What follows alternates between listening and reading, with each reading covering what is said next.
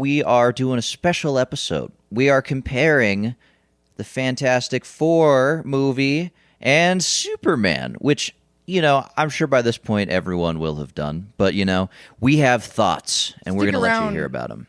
For our who would win in a fight. And obviously, because we have microphones, our thoughts are more important than yours. Yeah. Also, who would win in a fight between the Fantastic Four and Superman? If you want to The find answer out, might surprise you. wait to the end. It's Superman. No. The answer well, might surprise you. Well, we're talking about prep time scenarios. And we're also talking about early Superman, where you can, like, just jump over a building, you But know? early Superman was also invincible as long as hope and heroism existed in No, the we're talking universe. about way earlier. That's 70s. Fantastic Superman. Four made me feel like hope and heroism didn't exist in this universe.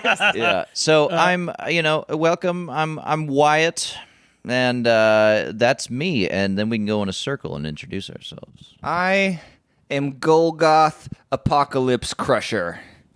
But we call him Jack. It's a lot easier. But he will acquiesce if you give him the boy. If you give me the boy, you give me the boy. Give me the boy. We'll get into that in a bit. I'm Ben Grimm, also known as The Thing. So here's the thing. I like how I said that, and everyone's just irritated immediately. So here's the thing. Here's the thing. I'm Like with the real thing, whenever okay. he talks, you're like, viewer. I'm sorry. I misled you. I'm Trip. I'm not really The Thing. Our revolving guest for the week is... Wesley Crusher from Star Trek fame. Wesley Snipes? No. Oh, you pick. He's Pick the worst Star Trek Yeah. character. Oh, yeah. He's the worst. Yeah. I mean, I'm the worst. You're not the worst. You're much better than Wesley. No, that's how I saw it. Chad Star Trek plotline that, like, they were going to include this shitty Wesley Crusher, and all fucking Picard wanted to do was bang his mom. Like, that's... I'm good at shut science. up, Wesley. I might have to watch Star Trek now. That sounds kind of badass. It's awesome, because, like, this whole... Every time, like, Picard's like, number one, over there. I just keep thinking about, like, Wesley being like, oh, God, is he banged by mom yet? Like, what's going on Oh, up he there? had. And he was like, oh, Mrs. Crusher, welcome to the bridge. I'm glad your mama's here. Crusher, I I hardly guess you know could really her. call me Mr. Crusher because I crush that puss. and then he like breathes and he's like, "Shut up, Wesley." All of it is just like Wesley. I think that's like weird because they picked a guy to exist just to irritate the audience and the coolest character. Well- Like, who intentionally puts that in a script? The thing that sucks about Wesley Crusher is, like, in the script, they're like, oh, he's actually really smart. Yeah. He's gonna be, like, he could be the captain. He'll someday. solve everything. Right? And, like, you're like, oh. And you'll hate him for it. You'll hate it because you're like, you're not. What's his actor's name? Will Wheaton. Will Wheaton. Yeah. Sucks, man. How much it would suck to be like, I'm trying to start my career. And it's like, all right, now you're playing Junior Hitler. And you You consider. know what's awful? Will Wheaton is the guy who hosts all of like the after show like Star Trek episodes now. So like whenever you watch like one of the new Trek things, they're like, and here's Will Wheaton to talk to the cast about what just happened. And he's like, oh my gosh, I loved it. And it's always the worst episode of Star Trek you've ever seen. And we could have had fucking Geordie LaForge do it. And his parents were the worst. do with Reading Rainbow. Yeah. They were like abusive. Yeah, trying to have sex with the captain all the time. I mean, his real parents. Oh, that sucks. I'm Yeah. sorry, Will Wheaton. You've had it I'm rough. just saying, it's like his life would not be fun. Like, thinking you're breaking into the industry to play one of the most hated characters of the 80s. Especially when your parents were like, "This is great for you. This Yeah. is This is what we need. This is what we need. We as a family. This is the break we've been waiting for." That being said, it did make me respect Kirk more because he was always like, Wesley. And I was like, yeah, all right. The captain gets it. Oh yeah, Picard gets it. Yeah. All right, and we got 2 more guests. Who's on this computer screen? Who wants a big train for Christmas? Starring... My Kryptonian name is Con L, but I usually go by Connor. Oh, so you're Sweet. Superboy. I'm a man. No, that's exactly what 90s Superboy said. He said, "Don't call me Superboy." And that's what you're doing. Exactly like him. Yeah, I have the black suit and everything. Does he have a black suit? No, he's got like a leather jacket. That's kind of cool. It's And he's not. also got sunglasses. That was the coolest part. But he becomes a really cool character.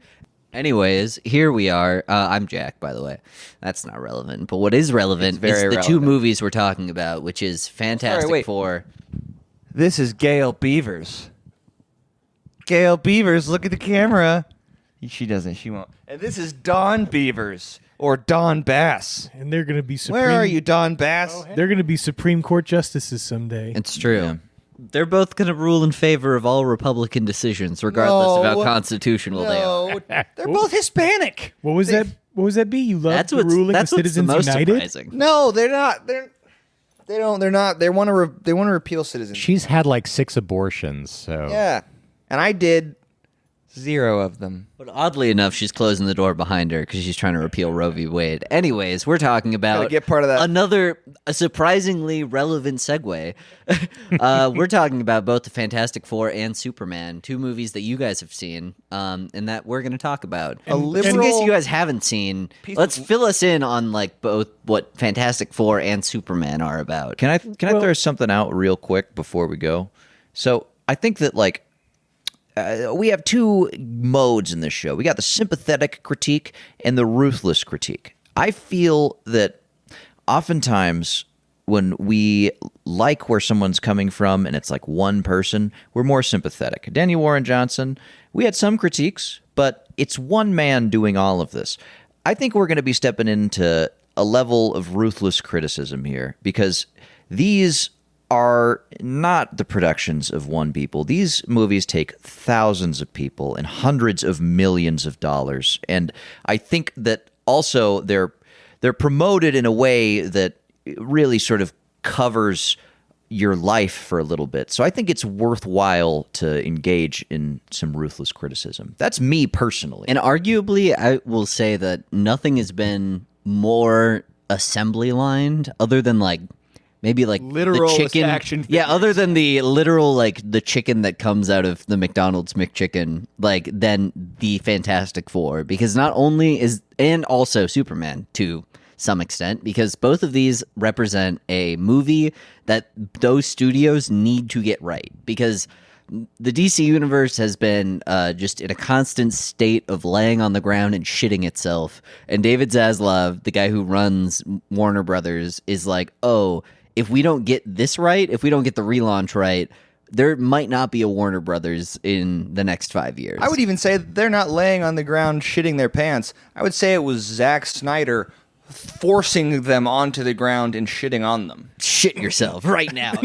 Zack Snyder is the man caked in shit, convincing everyone else that it's actually good to be caked. Yeah. in It's shit. actually this- subversive that Superman is caked in shit right now. Guys, I swear, it's, about new gods. It's new gods. And it's actually also, really good for your skin. And I while swear. Marvel doesn't have that same, like, it doesn't seem like they have that same kind of, like, need for validation, they very much do. Where, like, most of the other previous entries in the Marvel universe have been, well, not objective failures. The fact that they cost $250 million to make means that, like, the Marvel method not constantly producing hit after hit means that these need to go very well and win back a lot of audience favor before Doomsday. Yeah. So, how did they succeed? Did they fail? Find out next Who's time, going to win right the fight? now. Crypto or Ben Grimm? Yeah. Well, Spoilers: Ben Grimm gets fucking murked by a dog. yeah. Before we get into it, we're going to do a quick summary from the two brothers. I can get us started. You know, Jack introduced us with two movies you probably have seen. I can start with the movie you probably shouldn't have seen, The Fantastic Four. Just a quick spoiler. I thought it was bad. So That's not a spoiler. We'll get into it. That's an opinion. I don't strictly remember how the movie started. It was just like flashbacks of, hey, this is the Fantastic Four. This is how they. It started with Ben Grimm trying to jerk off, but he couldn't get it up because he's all rocks now. Imagine a He world where got his rocks on. billionaire, hyper-intelligent people have created a utopia, only to pull back and realize that it's sort of a Twilight Zone Well, no, let's get into it after we Sorry, summarize. yeah, you're right. I said that as a joke. Your hate boner is far too big. But I genuinely don't. The start of the movie opens up with a talk show, and he's like, "Oh, we're going to talk to the fan. You all know the Fantastic Four. Right. We fucked up this movie 3 times already, so we're just going to breeze past the stuff we can't seem to get right and get right into the action." God, that's very astute. And we get into the action, and Sue Storm is like, or Reed Richards is running through the bathroom like, "Where are my iodine tablets?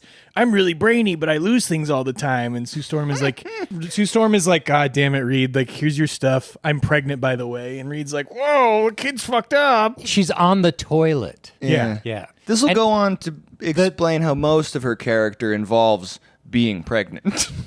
And what follows pregnancy. But the pregnancy test is like future, like it's electronic. So it starts off as like a weird. You're pregnant, Sue. It starts off as like a weird thing where everybody's like, "Oh, we already know each other. We're just going to jump right into the banter, even though we're not going to establish where the banter comes from." Anyways, skip all that boring stuff. Sue's pregnant. They start hearing sounds from space. Johnny Storm is like, "There's got to be something to this space noise, guys." And everyone's like, "Johnny, you're stupid. You're so stupid. You're so stupid, Johnny. Just turn on fire and go like be hot and stuff." And he's like, There's that part from across the room. Reed stretches out his arm and gives Johnny a nut tap, and then he retracts his arm really quick, and he's like, "Who did that?" And then Johnny's like, "Oh, my nuts hurt," and then everyone just laughs at him. Yeah. That was And then he translated some language. I haven't seen this movie. Does that happen? No, Yeah. that would be it happens. It would be. It would be better than what actually happened. Yeah. which is that we learned that they're friends. What does actually happen, Trip? They're friends. They're like, "Oh, we're hearing space noises," and then the I think the Silver Surfer shows up. Is that right? Am I getting the order right? Yeah, there's a mole man who they have. First of all, we forgot about the mole We should bring up that like not only are the Fantastic Four like known, they're like everybody loves them, right? Not only that, but they've solved all problems on Yeah. them. They've We haven't just skipped through the Fantastic Four's origin. We've skipped through like Everything they the do. the end of Invincible, where it's like, what have you had? What do you have in 500 years? This, and it's like, oh, I guess everything's already been solved. So you know how like in the real world, the UN is like its hands are tied and it can't really do anything, and all world governments work for the interests of their ruling classes. Well, imagine 4 smart billionaires created a corporation which made a more effective UN that then solved everything, and then we all just sit around and kind of jerk them off for Yeah. That's where we pick up. So we let them like rule the world. Disney or Tesla. No, So we let the Fantastic Four rule the world, and Reed Richards has this obsession where he's like, "Oh, like the kid's gonna be like a fucked up mutant like Ben Grimm, probably." Everybody keeps glancing at Ben because he's so gross. But And also, what's fucked up about him in this movie is like he's just like come to terms with it. Like it's not something where he's like sad about it anymore. He feels like a divorced dad. he's so who depressed. has lost everything. I like the actor, though. Yeah. Oh no, he's awesome, and also yeah. No, never mind. But like, regardless, he's just the saddest person you've ever seen in this movie. It's like, you know, in most movies, they get to the point where it's like, oh, Ben Grimm's like come to terms with the fact that he's a rock guy. It's like they cut him off in the middle of that, and then they finish the Fantastic Four's journey. So it's just their depressed friend sitting in the corner. And what else happens? The Silver Surfer shows up, and Johnny chases her into space. She's like, "Hey, Galactus is coming. He's gonna kill everyone." And she's a girl. And she's a girl. And Yuck. Johnny Storm chases her into space, and he's like, "I've been listening to the messages you're sending me. I love you." And she's like, "Whatever, get off me, weirdo," and like kicks him back to Earth. Whatever. Also, they went for a weird matte metallic look, so she somehow looks worse than the Silver Surfer from Rise of the Silver Surfer 15 years before. Really hard to make the Silver Surfer worse than the previous film But like, iteration. they were like, what if the Silver Surfer wasn't shiny? Well, That it's weird because like this movie clearly has so much money poured into it, but looks like shit. Anyways, sorry. Oh yeah, and also the robot Herbie and Johnny Storm have like a weird friendship because Johnny's the only one who doesn't treat Herbie like a A sleigh. C word. Sorry, I don't think we can say that on YouTube. But anyways, getting back to the point, they're like, hey, Galactus is coming. Fantastic Four, you guys are billionaires. You're probably really smart. Why don't you guys handle it?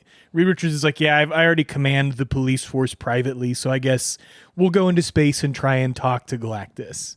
We're just going to talk to him. So they go up into space, and Galactus is there, and they pull up on Galactus, and he's like, yeah, come on in. I want to talk to you. And they come in, and he's like, hey, I know what Earth is about. I want to eat your baby. I want to eat that kid. I'm going to eat him. And they're like, what? No. He's like, he's the only one that can take my Galactus powers. Otherwise, I'm going to blow up your planet. And they're like, no, we're not going to do that.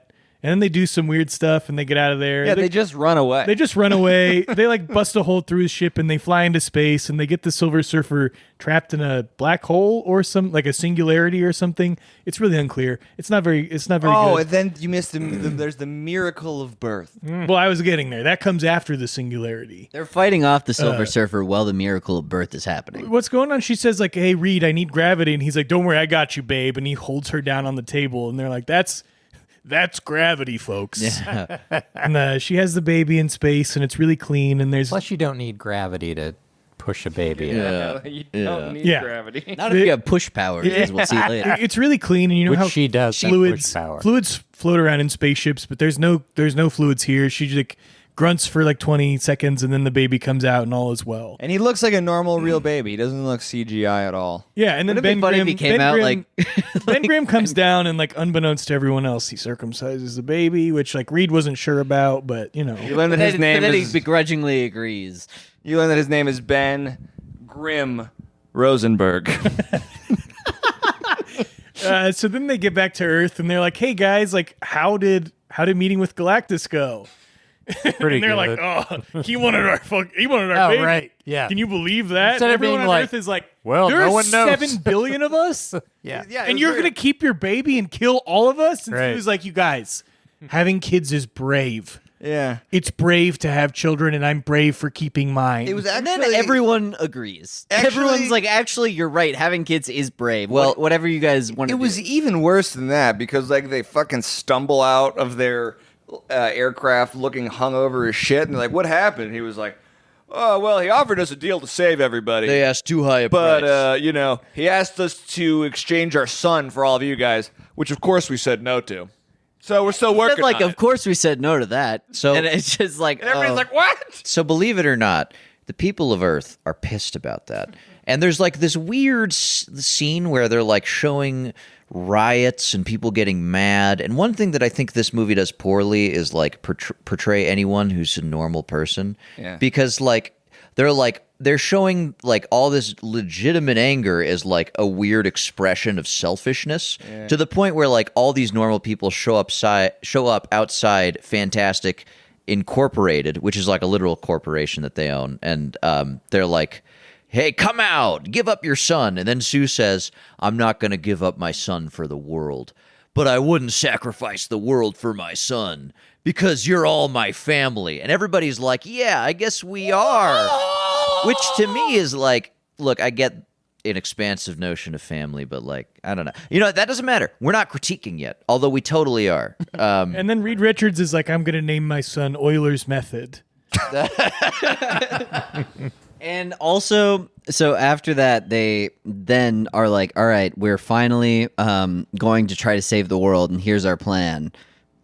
And And it's a terrible plan. And they build like a bunch of electric Arc de Triomphes all over the world that can teleport stuff, I guess. But that's besides the point. They're like, we're just going to teleport the Earth somewhere that Galactus doesn't know where we are.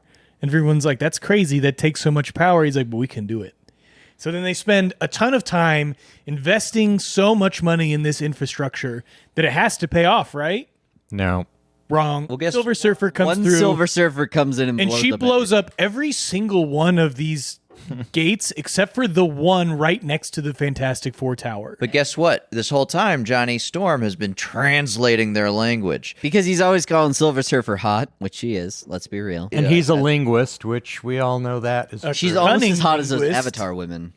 So he translated it, and it turns out all these messages from space are people saying either "Thank you, Silver Surfer" from like her, or other people going, "Oh my God, Silver Surfer, you literally destroyed our world. Fuck you." Yeah. And for whatever reason, this somehow conflicts Silver Surfer, as if she had never considered that being the Herald of Galactus means you are destroying worlds. You had never considered that Galactus, destroyer of worlds. No. Dis- He's eater of worlds. Eater of worlds was actually eating those worlds. All it takes for Johnny Storm to stop her from blowing up the final Arc de Triomphe that teleports things is him just playing those messages and being like, people are real mad at you. And she's like, oh, yeah, you're right. Oh no! No, you're All right. And then she runs all away. these things that I saw because I'm the only one who comes to the planet. Oh no! Oh, And no. then And then she we skipped over the best part of the movie, which is the Mole Man coming around, and they're Yeah. like, "Hey, Mole Man, can you?" He said, "It's Molman." It's Mole Man. Well, they're no, like, that's after they are like, okay, we have one teleporter. What's the plan? It's like, instead of teleporting us away, which was the dumbest plan and made the least sense, let's teleport "What if we Galactus. teleport him? Let's him teleport away. Galactus away." And they're like, oh yeah, why didn't we just do that in the first place? And then so they basically are like, okay, what's the plan here? We have Galactus that we need to draw out into this one teleporter, and then we need to teleport him away. How do we draw him out? And then Reed for half a second is like not talking, and they're like, everyone in the room is like, you thought about bringing out the baby to bait him out get him into the teleport. And he's like, well, yeah, for like half a second. And then I did. decided no. And then I decided that's way too high a price. And then like basically everyone just yells at His him. wife is like, "You had that thought?" And he's You like, had- I mean, I you- had the thought. You and then even had a decided- passing idea of the idea that the most the thing that sensible. we end up doing yeah, anyways. the most sense. And then she's like, I know. And then she just runs away and then grabs the baby. And they end up doing that because it's by far the most sensible plan to like bait Galactus out into the giant teleporter There's thing. a cartoonish, thought bubble that Reed has of an old Bugs Bunny, It's where like the- he well, it's a- switches out a sandwich for a bomb. I was thinking of like the train tracks, right? There's lever, and then the baby's on one side, and the entire Earth is on another. No. He discards that one, and then he sees So he sees the sand, the duck going for the sandwich, and very quickly distracts him. He puts the bomb, and then he's like, "Guys, I got an idea that's so crazy it just might work." so And anyways, they decide to use the baby as bait. The Silver Surfer shows up. She's shocked by all the things that she's already seen, apparently. She and Johnny have like this weird, like, will they, won't they thing, like Ross and Rachel. they won't. They won't. And they shouldn't. They shouldn't. They should. They shouldn't. They should not. But anyways, like that, all that falls apart. She blows up all the Arc de Triomphes that teleport the Earth, and there's only one left in Manhattan. And they're like, wait, like you had said, why don't we just teleport Galactus away? That makes sense. They're like, yeah, we should probably do that. just have his ship and fly right back. yeah. And then, That's the problem we get to teleport a whole ship. And then all the people go underground. The Mole Man's there. He has the best scene in the movie where obviously he improvises the dialogue because it's actually funny. And then they're like, all right, Fantastic Four, now you have to lure Galactus into the trap. And then like Galactus is coming down. He's stomping through the city like Godzilla. He's walking towards the gate. And they're like, oh, like Johnny flies by and blasts his Galactus eyes. And he's like, I can't see, even though. And They have a fly big the fight. There's a baby. giant triangle Yeah. marking where the baby Yeah, is. and they have They a big fly- fight. They think they're gonna get rid of Galactus. He ends up not getting rid of, but then Sue Storm is like, you know what I need to do? Well, hold on. We're not there quite yet. Okay. There are a couple more beats that I want to Forgot cover. the part where Mr. Fantastic puts a giant hanging piano over where Galactus is walking. They Then paint when the piano- it's a gigantic 700-foot tall wall, and they paint a tunnel through it. No, and then when they Galactus runs into it and goes, "Oh!" the piano falls on him, all his valves open up, and he goes, "Oh my valves!" and the lava shoots out of him. But anyways, they blast his eyes. Johnny flies the baby into the tower, and Galactus almost steps into the teleportation spot, and he goes, "You guys almost got me. Good thing I have baby vision." For whatever fucking Turns out he reason. can just see. He used basic heat vision, just like And is like, oh, technology available on Earth. He's like- to see that it wasn't a real baby. guess what? That's an empty crib. Wow. Why did you do the bait and switch? You guys fool me once. Yeah. Shame on me. So And then he goes to take the baby, and then I forget what else happens. He beats up everybody. The Thing says the line. They throw him at Galactus's face. Reed has like a spear. He opens up these lava valves that I guess are on Galactus Galactus's is like, back. oh my valve! My valves! I'm powerless without my valves. And then he stops him from getting the other valve because And that then- would have been real bad. And then Sue Storm just decides, hey guys, why don't I just push him into the teleporter? And everyone says, "No, Stu, don't." You'll hurt Dude, yourself. You'll hurt yourself. You'll Even kind- though at no point have they told us that would happen. Also, not only that, but like he's about to eat their world, and he's like, "No, Sue, don't push him. You might hurt yourself." Don't complete the plan we created. And then, like, while Sue is pushing him towards the teleporter, there's graffiti on the wall behind her that says, like, "We are not afraid" or something. We'll circle back to that It later. says all lives matter. I have my own take on this whole movie. It's a Planned Parenthood, and she also pushes the Planned She Parenthood. blows up the Planned Parenthood as any reasonable actor would do, and she pushes Galactus. And Galactus is like, oh, you guys thought you're so fucking weak. I literally eat worlds. And then the Silver Surfer is like, I regret I what actually I've think done. Johnny Storm is And- kind of hot, and shoves him Oh, into that's the right. portal. I forgot that had happened. Yeah. 'Cause The my, only my reason- head was in my hands at this point of the movie, being like, "This can't really be happening." Silver Surfer, who was wildly changed by a cursory glance at her own actions, then Slight moment of reflection. just shoves Galactus into the portal. and then she leaves. Yeah, and well, she didn't have a reflection because she's so matte now that she's unable to have that CGI reflection. And then And they push Galactus into the portal, and they save the day, and that's the end of the That's movie. the end of the There movie. are no well, no, consequences. but Sue Storm, because she did so much push. Oh, she's now- really tired. And then you realize that She Franklin needs a Richards little treat. is a She freak. over pushed. Yeah, she's a freak. Or Franklin Richards is a freaking gross, disgusting child because they put her on Franklin Richards on the dead mom, and then he revives the dead mom. Oh yeah, that Like, does wow, happen. And you that- do have power. And then it says, "We are truly the Fantastic Four." And instead of having any sort of lasting consequence that this movie probably started with before testing audiences completely ruined it, they say, "We are the Fantastic Four." And then they cut to credits. Well, and then there's a scene where they're like, "How do we put a baby seat in a car?" I'm the yeah. smartest man on earth, and Ben Grimm's like, "I'm made of rocks, and, And I then don't the know how woman's this looking works." at him like, And Sue Storm is like, God.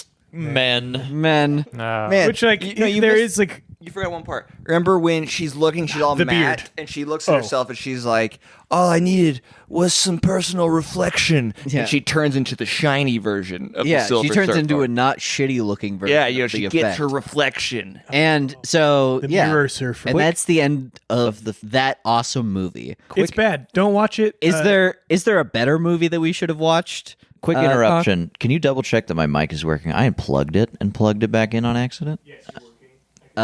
Yell. Okay. Yeah. Oh yeah, you're on. You're on. You speaking of All right. tongues? Back, All right. back well, to it. well, now, is there a better movie that we should have been watching? Maybe perhaps one that Connor has seen? What Con L can tell us. what Konar can How about say. the Bible? Don't call me Oh, Superman the Prince of Egypt or Superboy. Today I actually just saw Superman. I haven't seen the Fantastic Four, so that recap was really awesome. Thanks. How did that sound? more Did that make any enjoyable. sense? You know, it sounded great, and I can't wait to see what Marvel does next. They've actually started, they're using a bunch of Indian kids to write their next scripts. It's also The called same people that make the ChatGPT. iPhones. Yeah, they're plugging it through ChatGPT and then saying like, we really hope that this is going to work. the Make fantastic something that everyone will like and will make $1 billion. They're actually just It's like, that's a really great idea. That's an awesome Let me idea. get right on that. That's an awesome idea, Kevin Feige. it's actually something called Chad GPT. Yeah, It's just a guy named no, Chad. it's ChatGPT, fueled but by it's 1,000 guashas. It's just Yeah. a guy named Chad with a guasha who's been doing the jaw exercise. and it also takes like 20. It takes like 20 hours for him to reply to you because he's just replying to all of these different guys, and he's like, "That sounds pretty sweet, but would also be sweet if you hit your macros." Anyways, is there a better movie we should have been watching?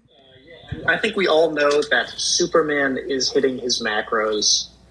dude. Big time. huge.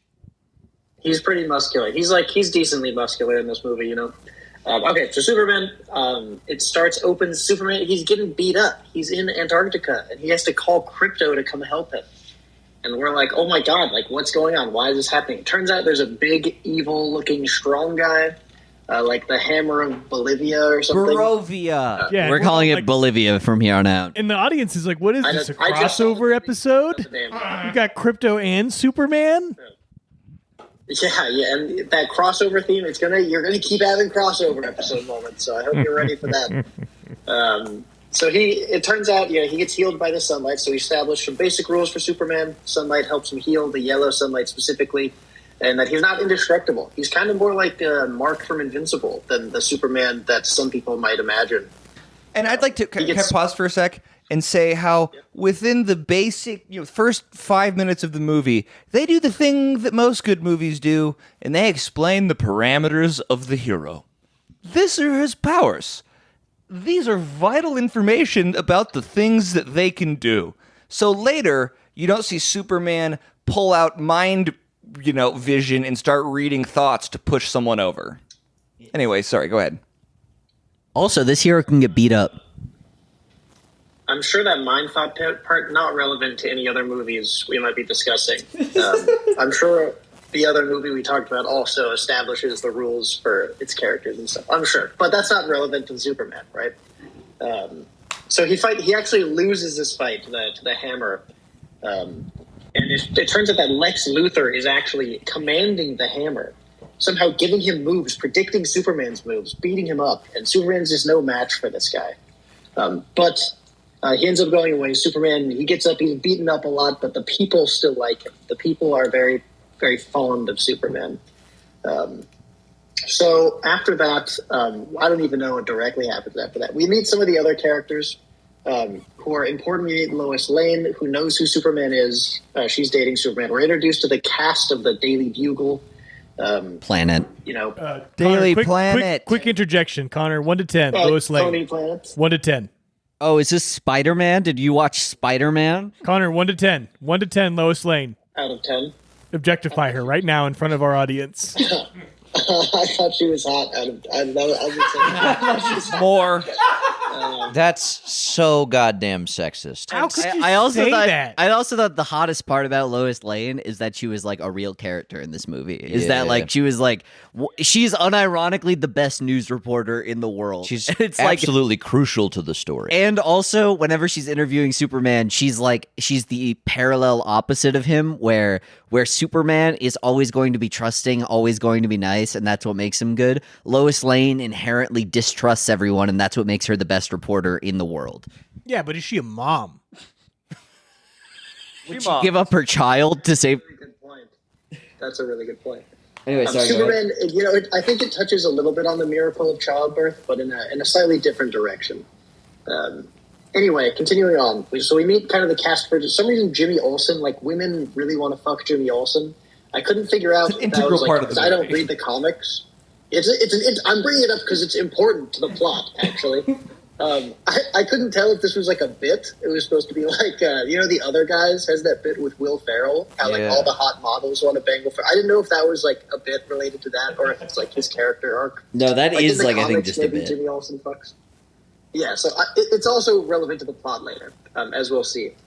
So Lois and Superman, Clark Kent, they're dating, right? But Clark is like, oh, you can interview me. And in that interview, we get a little bit of a look into the tension in their relationship. Lois She's Lane really a doesn't necessarily bitch think- to him. She's being a reporter She wants him to like spend time with her or something. and not be on my Beyblades. So the other thing was there's Superman. He's really into playing with Beyblades. Which are Which pretty is cool. Fun. But Lex Luthor owns the Kryptonite Beyblade, and that's not fair. It'll scare your dog, but We're gonna meet. There's a character who's basically a living Beyblade, and we'll cover them in a little bit. So Lois, we get a little bit. Oh, Lois is unsure about the relationship. She thinks that maybe her and Superman aren't going to be the best match personality wise. Superman oblivious to this. He's just like, I like you, King. and that's that's cool. But And I will say, to interrupt, in this scene, it also plays on their character, where the idea of her being hesitant about the relationship plays into the fact that she is inherently distrusting, and him being like, oh no, I'm just going to go for it. I'm going to cook you breakfast. I'm going to let you interview me. All of these things are because Superman is just that swell of a fella. Agreed. He opens up saying, oh gosh darn it, or whatever, and so it just shows He says, that, "Oh shucks." yeah, Superman is just a good guy. he's just a cool dude, and he's such a cool dude that he's getting involved in international politics. A country that He starts country is- raising around a watermelon flag. And a starts country saying, is maybe threatening to commit a genocide against a comically underarmed neighboring country. Like, so bunch of comically people- underarmed that they have pitchforks and the opposing army has tanks. yeah, Okay, so this is how I know that this movie's. There's no connection to real life now, No, right? what- this I will isn't, say, this okay, isn't also, something that's happening in the the funny real part world. is this script was finished in 2023, so it's just something that is like, oh, like it's more like if you're seeing reflections of real life. he's like it's Quasimodo because you're predicted. It's because you're like fucking up really bad, hypothetically. Yeah.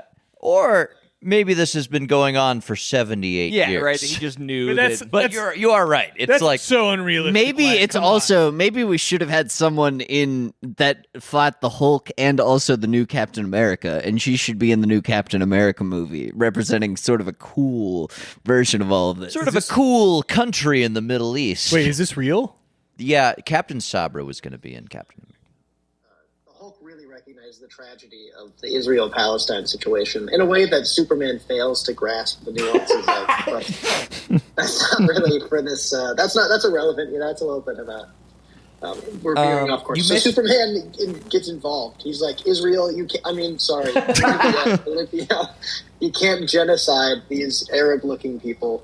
And You miss the part where they're like, we're so underarmed, and two guys run and get in their car, and you see them pick it up, and they use their feet to power up and run. You Oh, know, like Flintstones? well, no, it's not like that. It's well, sad. there was that it's that really Flintstones, but but it's tragic. played to show how far they need to progress technologically.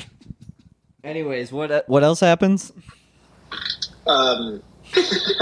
So while all of this is happening, we find out that some more rules, right? So the Fortress of Solitude opens up for Superman, but it closes when Superman isn't around. So Lex Luthor somehow concocts a way to open up the Fortress of Solitude, and in the Fortress of Solitude, his goons, Ultraman, and the engineer. The engineer is a robotic Beyblade lady. She can turn her body into robotic anything she can imagine. Wait. Mostly Beyblades. This is real? I thought the Beyblade thing was a joke. Well, that was. But she is a nanite lady who can make her body any form. Nano she machines. has tiny Beyblades. Nano machines, son. She turns her arms into her hands into Beyblade like spinners, and she throws them at things. She lets them rip, if you will. And while they're there, they hack into Superman's secret computer and they pull out a file that his parents sent him. Now, Superman had only heard the first half of this message, which was like, we love you and we want you to do good. That's like all he heard. He's like, that's awesome. That's what I'm going to be. But Lex Luthor uncovers a secret half, which is like, we also want you to bang a bunch of chicks and to rule Earth with an iron tyrannical fist. Which he had never heard that before. But Which Lex is what most uses that parents as a want of smear their tactic. kids. I guess he's an asshole for just wanting his son to just lay a bunch of pipe. God, I guess he's, God forbid. God forbid a Kryptonian have a good time. Well, it is in the Bible. It's a sin for your seed to fall unfertilized. Also, Bradley Cooper is playing Jor-El, and he's speaking in like a weird fake, language that sounds like people speaking What's in tongues. fucked up about that scene is that Bradley Cooper improvised that part, and then he was like about him laying pipe, and then they were just like, I guess we just have to include this as a Guess plot we gotta point roll now. with the set and Because wouldn't everyone who come knows back. Kryptonian's gonna know what that means, and then they're gonna be like, "He's just talking about laying pipe." So like, James Gunn was back there like, you son of a bitch. You wrote something better than I ever could. He actually pulled really heavily from Hebrew when he was coming up with that language, for whatever reason. He was like, I want you to go to Benjamin Netanyahu and do whatever he needs. help the guy out.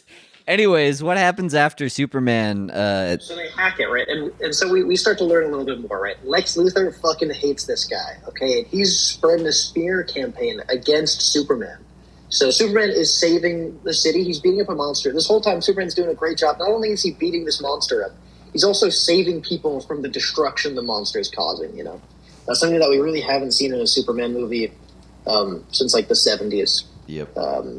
Saves a squirrel. Those parts are kind of cool. He saves a squirrel, he saves a couple other people, and he's beating up the monster. And then we are introduced to some other superheroes who exist canonically. This is a universe a couple years into superheroes existing.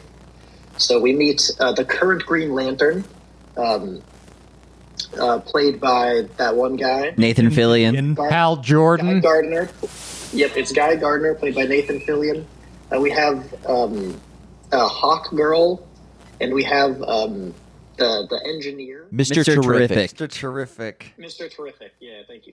I'm goddamn Mr. Terrific. He's apparently really strong in the movie. He's really He's smart. pretty cool.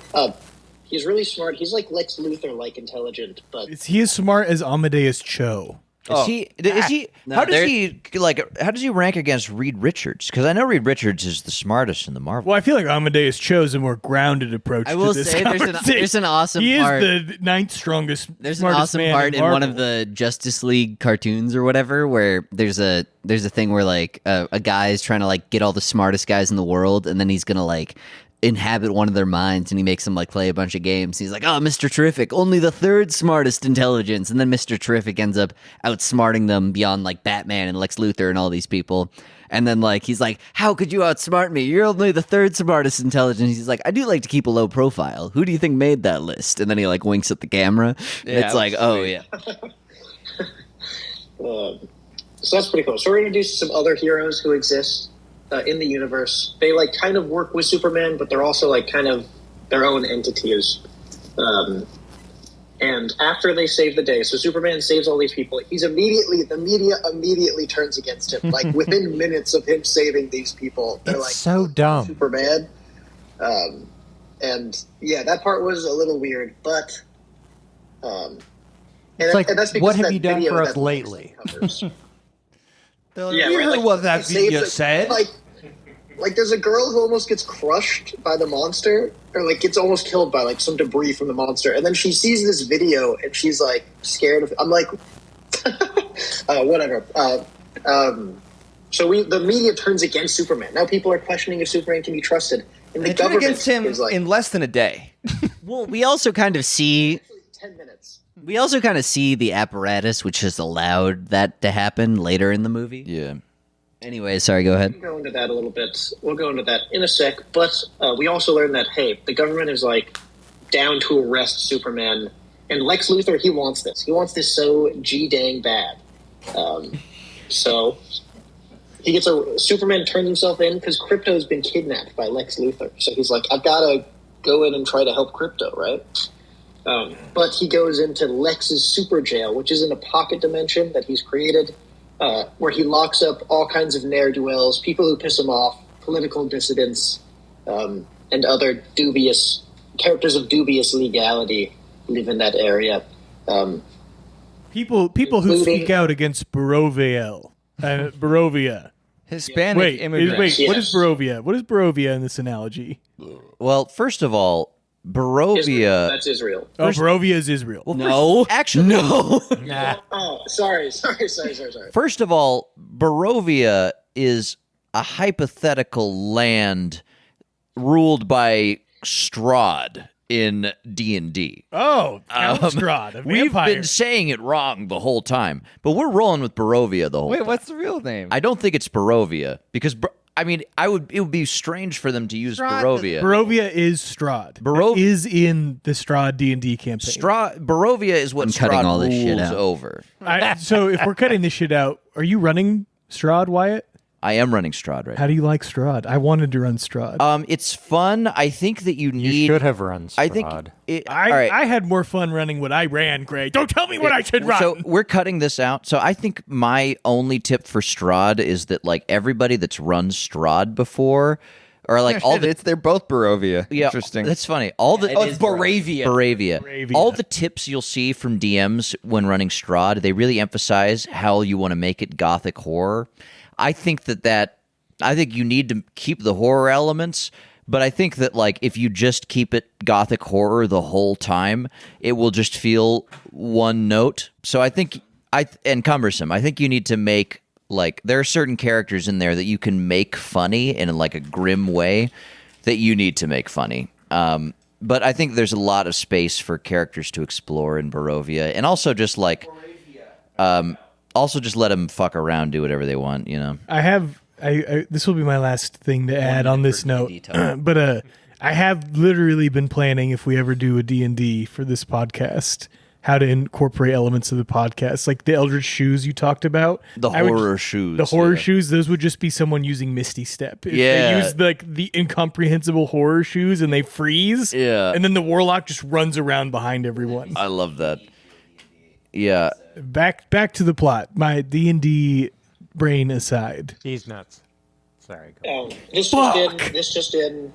I've heard I've been saying it wrong. It's Baravia, not Barovia.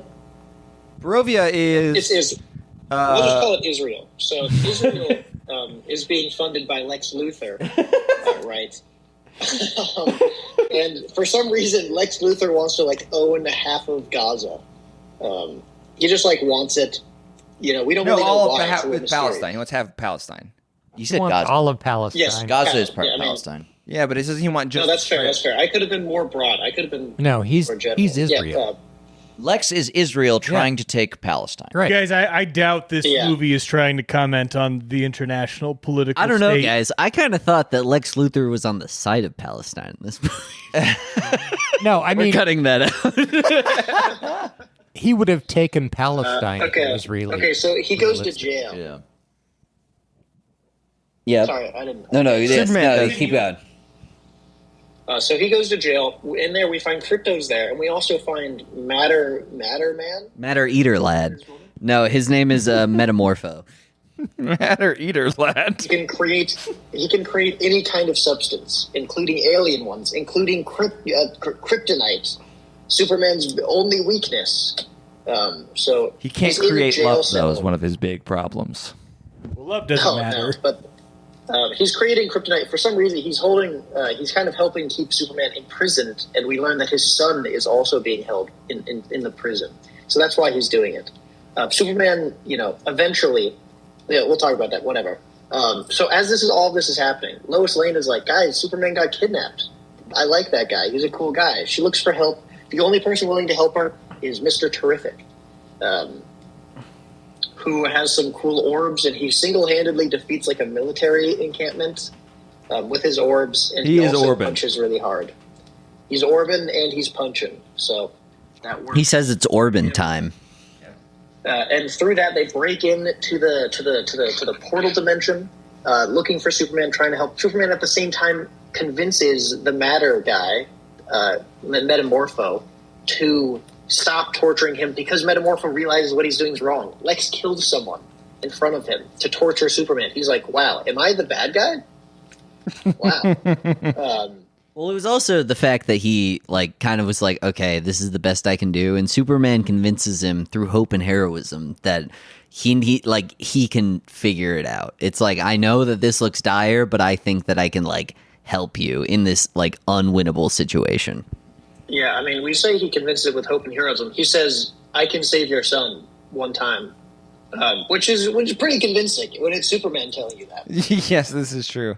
But Superman, he's still weakened from the kryptonite, even though the kryptonite's gone. So so Metamorpho has to create a sun, which he can create light. He can create something close to a sun, which, as we learned earlier, heals Superman, gives him the power he needs to eventually escape with Krypto, with Metamorpho, and with Metamorpho's son out of this pocket dimension that Lex Luthor has created. Lex is understandably upset. We learned that Lex, he doesn't really give a fuck about anything else that's happening. He's Superman's biggest hater. His whole life is devoted to fucking up Superman and ruining him. So he's like, we're gonna create a black hole basically in the middle of the city, to draw Superman back here so I know where he is.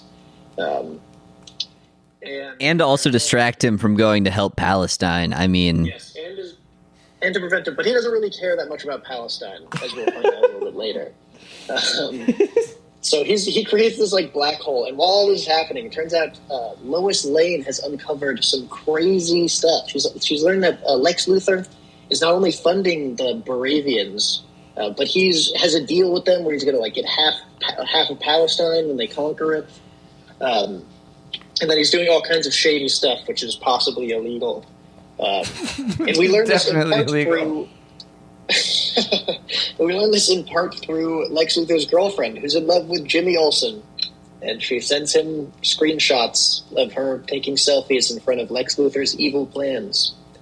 Once again, I don't really know. Just for the goof, I guess, Jimmy Olsen really wants to bang this chick, or this chick really wants to bang Jimmy, I should say. he thinks he has ugly toes. Yeah, she does. He doesn't like her toes. Wait, what? So that is that actually a plot point in the movie? It might be. Yeah. Yep. Unironically, she is in his phone as mutant toes. Do you guys forget that? No, I'm not kidding. I did That's in the forget movie. that, and I'm sad to be reminded. I haven't seen this movie, and I'm glad that this is in the film. It's a little silly. We need more feet representation in film. I've been saying that for years. Outside of Quentin Tarantino, of course, the footman himself. When Tarantino.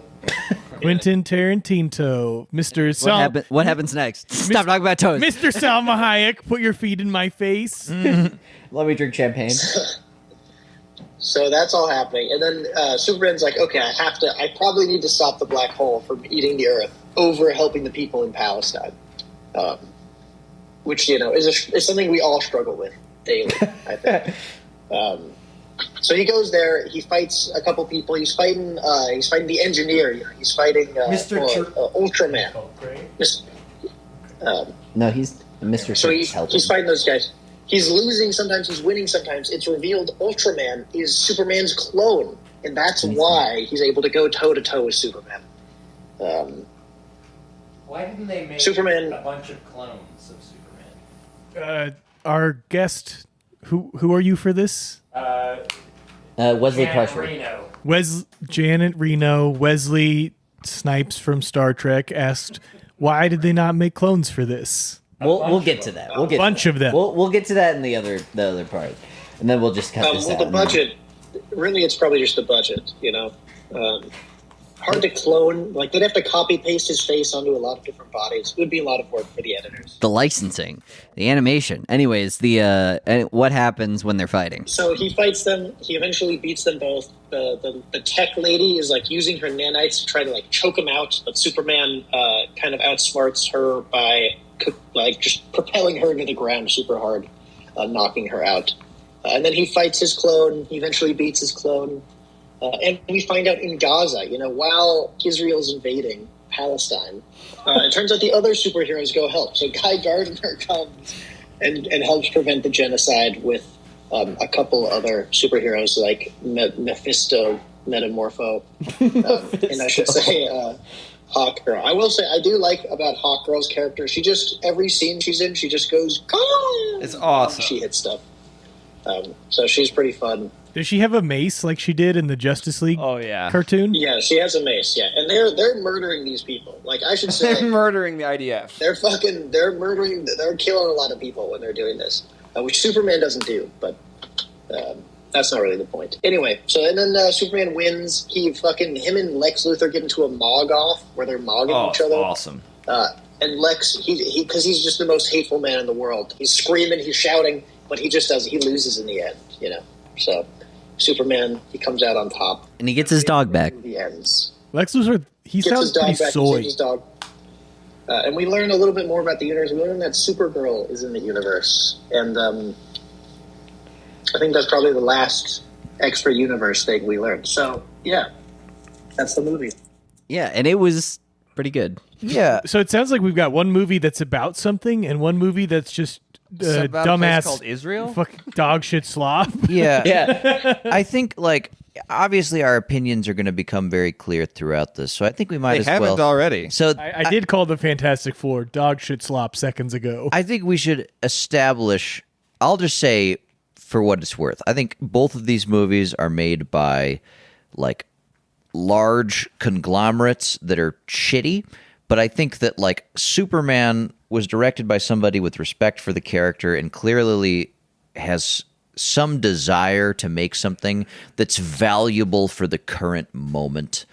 And Likes making things. likes making things that are enjoys what he's doing. he enjoys comic books and he enjoys making things that are good, and it really shows. I think Fantastic Four, the phrase "joyless cash grab" has been bandied about. I think Fantastic Four, just for what it's worth, I think it sells itself as we're defining the new MCU, but it is just a joyless cash grab. It is. I've heard it said that it's more like mid-tastic bore. Yeah. That's something I also thought think of the and said right after we Fantastic saw Four it. is so terrified to offend anybody because they have to be a 4-quadrant movie that is appealing to every single person, that is appealing to everyone who wants to go see it. It's like, oh, we can't say anything of value. We can't offend them. We can't even hypothetically kill the Fantastic Four or like the Fantastic Four's world at the end.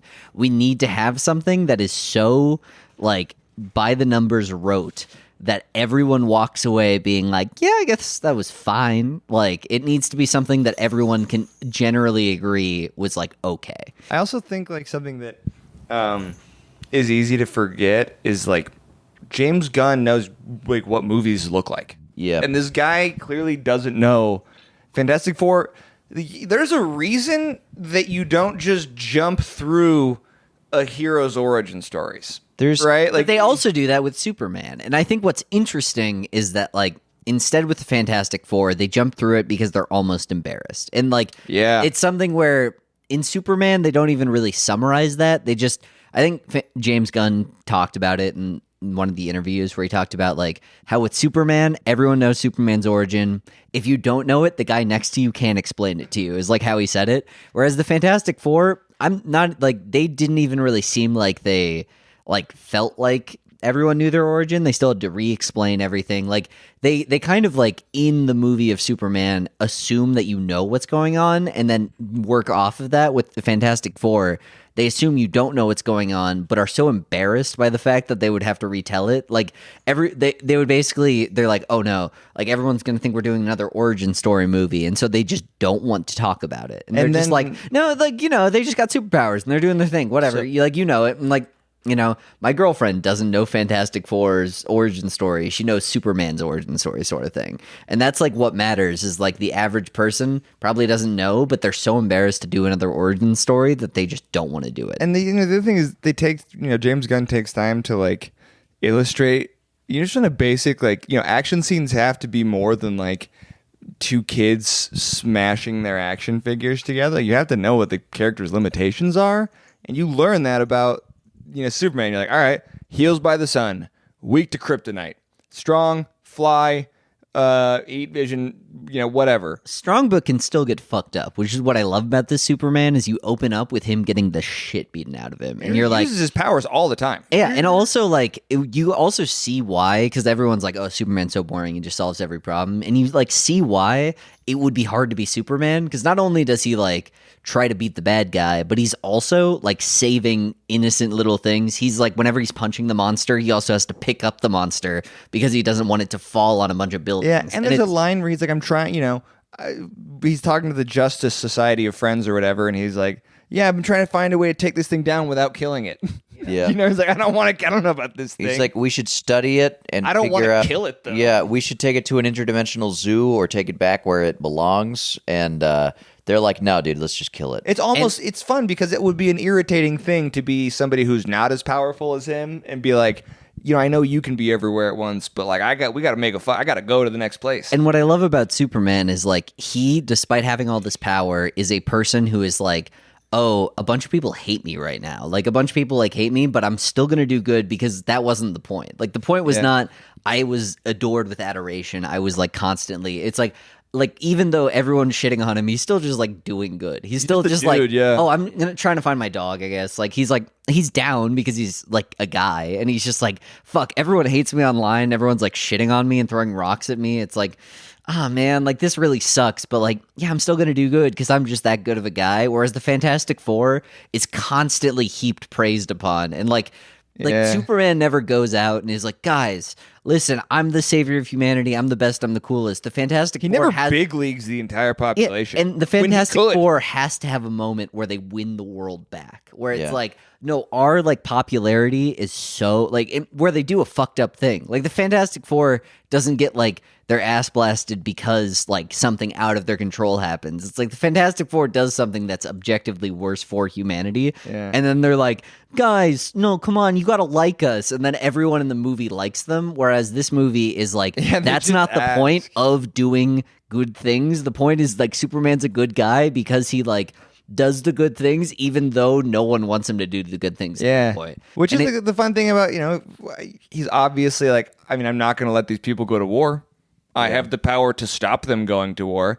And, I like Lois Lane, she's like, hey, maybe we should be more serious consideration. But I appreciate that it illustrates a sort of Midwestern candor that like informs who he is for the rest of the movie. And also like just like his parents are so awesome that it's like you kind of totally see in a couple of scenes where exactly like his like thought process and where like his love of like humanity comes from, where it's like his dad sits down after he like heard that message and he's like, what you thought the message was going to say says a lot more about you than like anything the message actually was going to say. And it's something where it's like just a couple of good old people like from and it's selling propane. And even though it's like, it's like there's a lot of you can kind of like be like cynical about it and like all the different things about like the Midwest and stuff. It's like there's something really powerful about being like these people are just good people, and like wanting to do good supersedes any amount. Like, and Superman is not like immune. Like he gets mad at super shit. He gets mad at all of this stuff, but it's like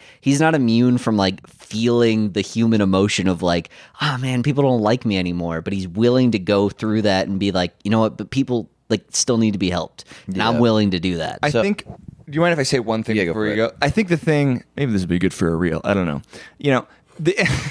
The interesting thing is that the project of Fantastic Four and Superman on paper are really similar, right? It's like, bring back a superhero franchise in a way that is fresh, that has struggled, but could be financially really good. They both like invest in this weird retro look. They're both focused on like the everyman day-to-day value of family. But the fact is that Superman doesn't seem embarrassed of its wackiness, right? In fact, it embraces its wackiness. It's like, all right, here's a hawk girl. Here's a giant, one-eyed robot. Whereas Fantastic Four is like, oh, what if Galactus wanted to eat your baby? What if Galactus was just scary? Yeah, well, also, too, it's like one of those things where they talked to David Cornsweet, I think, is like the guy who like they tried a bunch of different Superman costumes with like trunks, and James Gunn was like, all of these look fucking silly. All of these look like a bunch of things that don't make any sense.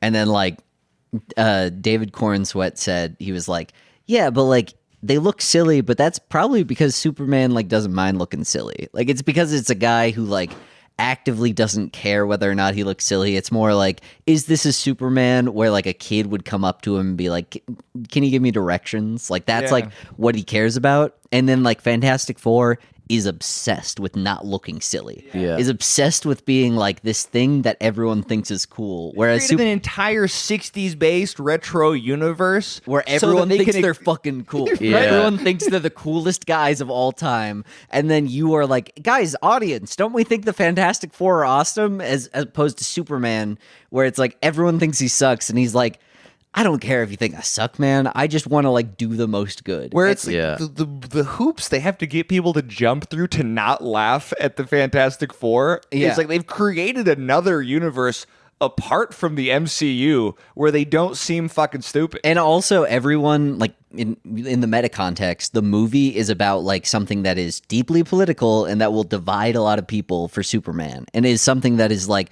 oh, Superman is a concept where put into this situation, it makes it really complicated and makes a lot of people mad. Where it's like you see like Ben Shapiro being like, "This is fucked up. Like, why is Superman about this?"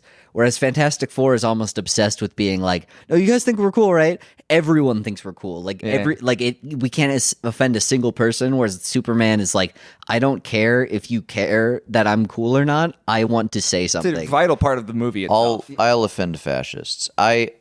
Which I feel like is a big part of Superman. I love what we're saying, but if I may, we have a lot more of the structure to get through, so I'm going to walk through it. There are a lot of categories that we can analyze this and compare. Comparison, some say it's the thief of joy. I think it's pretty important. We're here to analyze, not be joyful. Yeah. So one category, we can analyze these things against each other, but I think it's important to compare them to other things that have occurred within the canon. So like Superman, how do we feel that stacks up against other Superman movies and other comics? I'm willing to start if anyone would like to hear. Go. So I think that for me, the real phrase for this movie is return to form. I think that the Snyderverse and also characters like Dr. Manhattan and other iterations of Superman that have focused on his strength have lost what Superman originally was, which was a journalist who fought on the side of the oppressed. And I think that like some of the original comics of Superman are like, I'm going to take a mine owner down to the bottom of a mine so he can be exposed to the conditions that he's forcing people into. He's a villain of a billionaire, right? Yeah. And the Snyderverse was like, well, what if we just made him a god? And the whole question is, how do we deal with a modern god? No, this stresses... And he just handled it with no tact. Right? This stresses that Superman is a man. Like, man is the more important part, not the super. I've heard it said that, everybody assumes that, his greatest superpowers are like his strength and vulnerability. Empathy. But like the real power is that his real superpower is that he's incorruptible, that he has absolute power, but isn't corrupted by it. Yeah. That he can be a god and have the power of a god and still choose to help people. Yeah. So let's compare, like, for example, the parents in Man of Steel. As a kid, Superman saves a bus full of children, and their dad is like, "You shouldn't have done that," and they're like, "What do you?" He's like, "What do you mean? I saved children." I would rather an entire planet die than people know who you are, son. Like, it's more one child die metaphysically. We're not ready for this. And then later, he just like dies in a tornado that Superman easily could have solved, but he's like, we can't let you're basically a god, and we don't know if the world's ready for it. Versus like the very run-of-the-mill Midwestern parents that are like, you got to try and help people. You got to try to help people. And we raised you to be a good person, and we're so proud of you for doing it. And I see all of his powers as this gift of like, you know what? It's so awesome that even though everyone's shitting you online at you online on the news media or whatever, what matters is that you're like going out there and like you have this like awesome thing that you can do and you're doing it, as opposed to being like, no, there's like this weird moral conundrum with the fact that you can like lift a building. Like that's something that you have to really ponder. And they're like, that's awesome. You could go save that squirrel. It's like, that's such a cool like thing that you can do.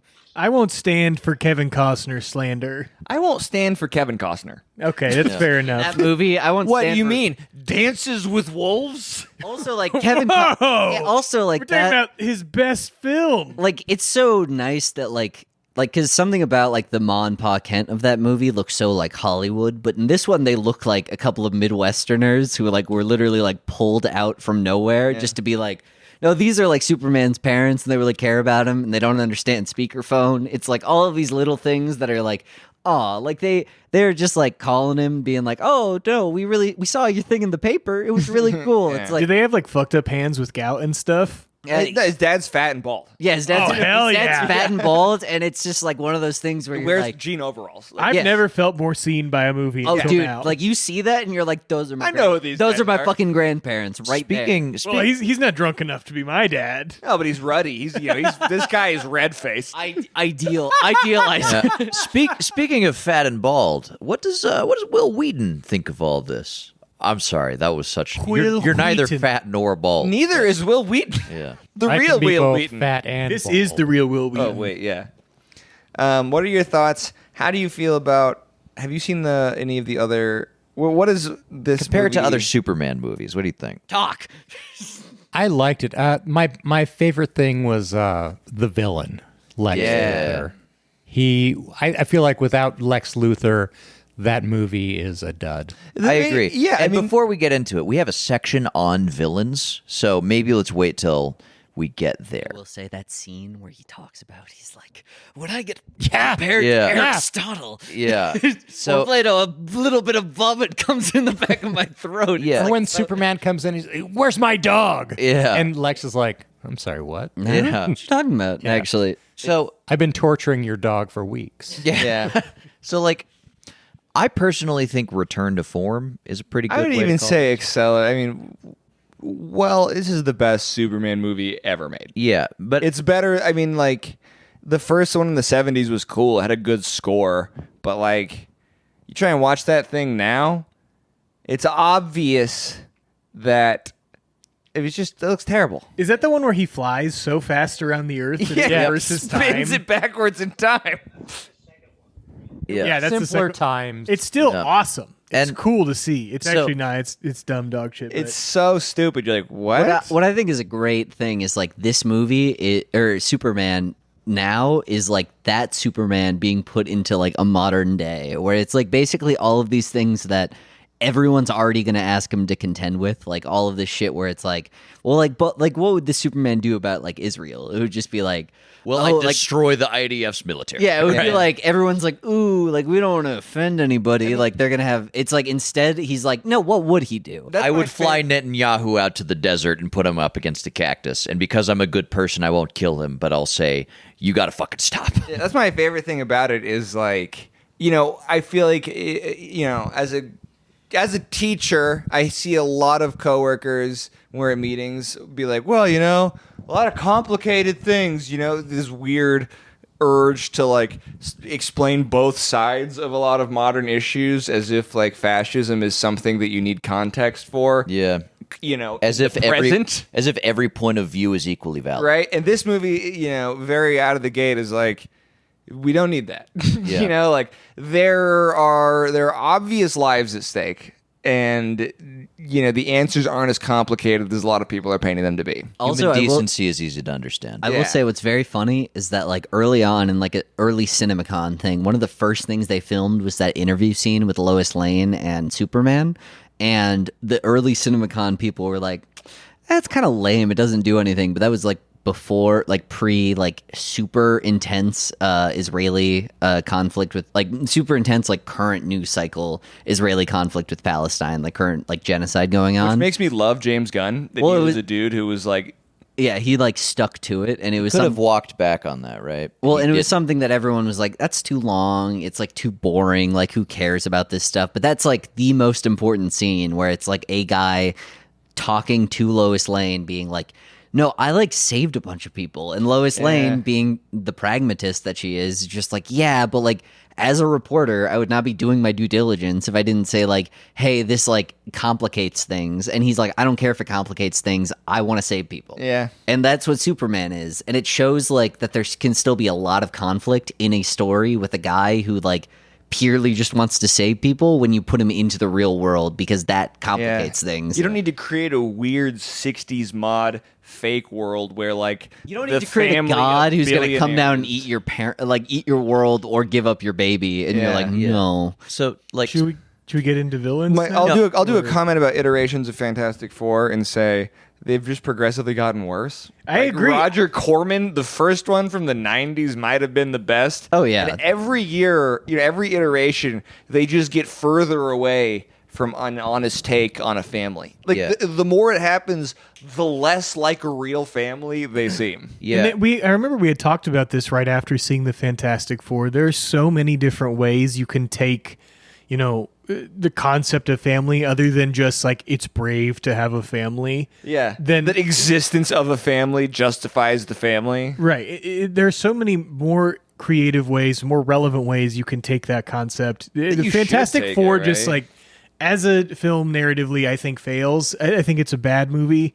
I don't know if that was clear or not when I was explaining it.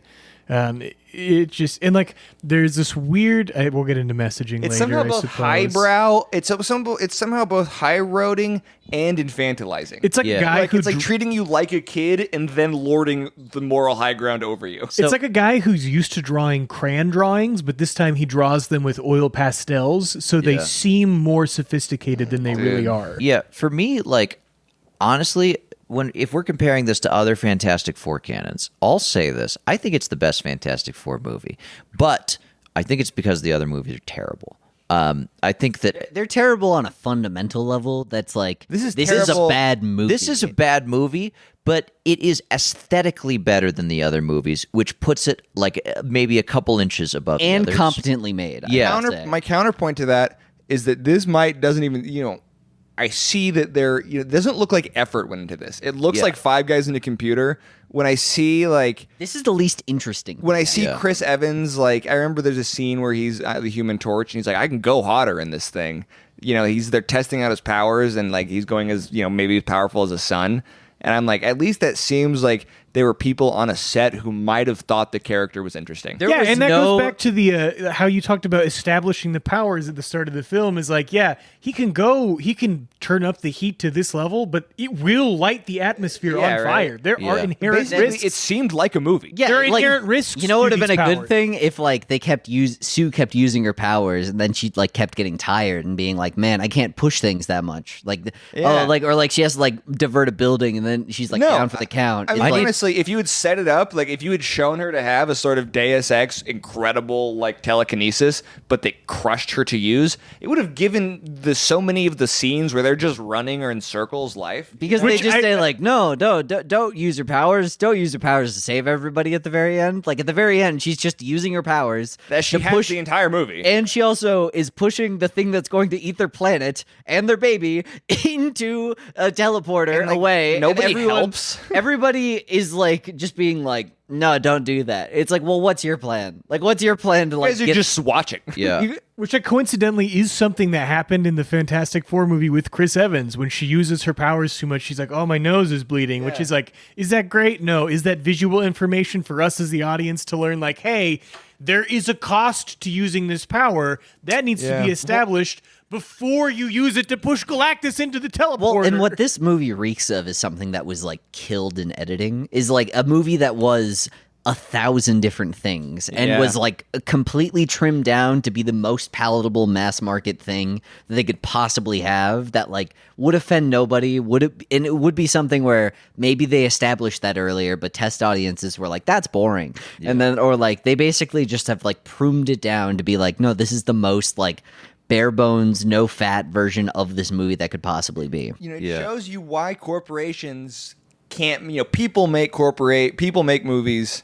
Corporations should not make movies. Yeah. You get things like this, or the Lord of the Rings Amazon movie, where you're just some guy is in a meeting, walks into one meeting on his fucking logistics round, and is like, "Hey, you guys are gonna put make sure, I guess, look up what woke is and then add that. I hear that's what people like on Twitter." That's Yeah, my And they just- remove it in the second season because they're oh, just kidding. You guys didn't like that. Or they're okay. and then that guy is trust me, guys, I have an MBA. I know this stuff. Yeah, And then right. he's like, well, I guess Trump's in office, and I don't want to fuck up our merger, so I guess woke's bad now. Yeah, So- right. That's and he comes. Those are his two inputs in the movie or on the series that happened a year apart. But everybody making them is well, he can fire all of us if we don't Yeah.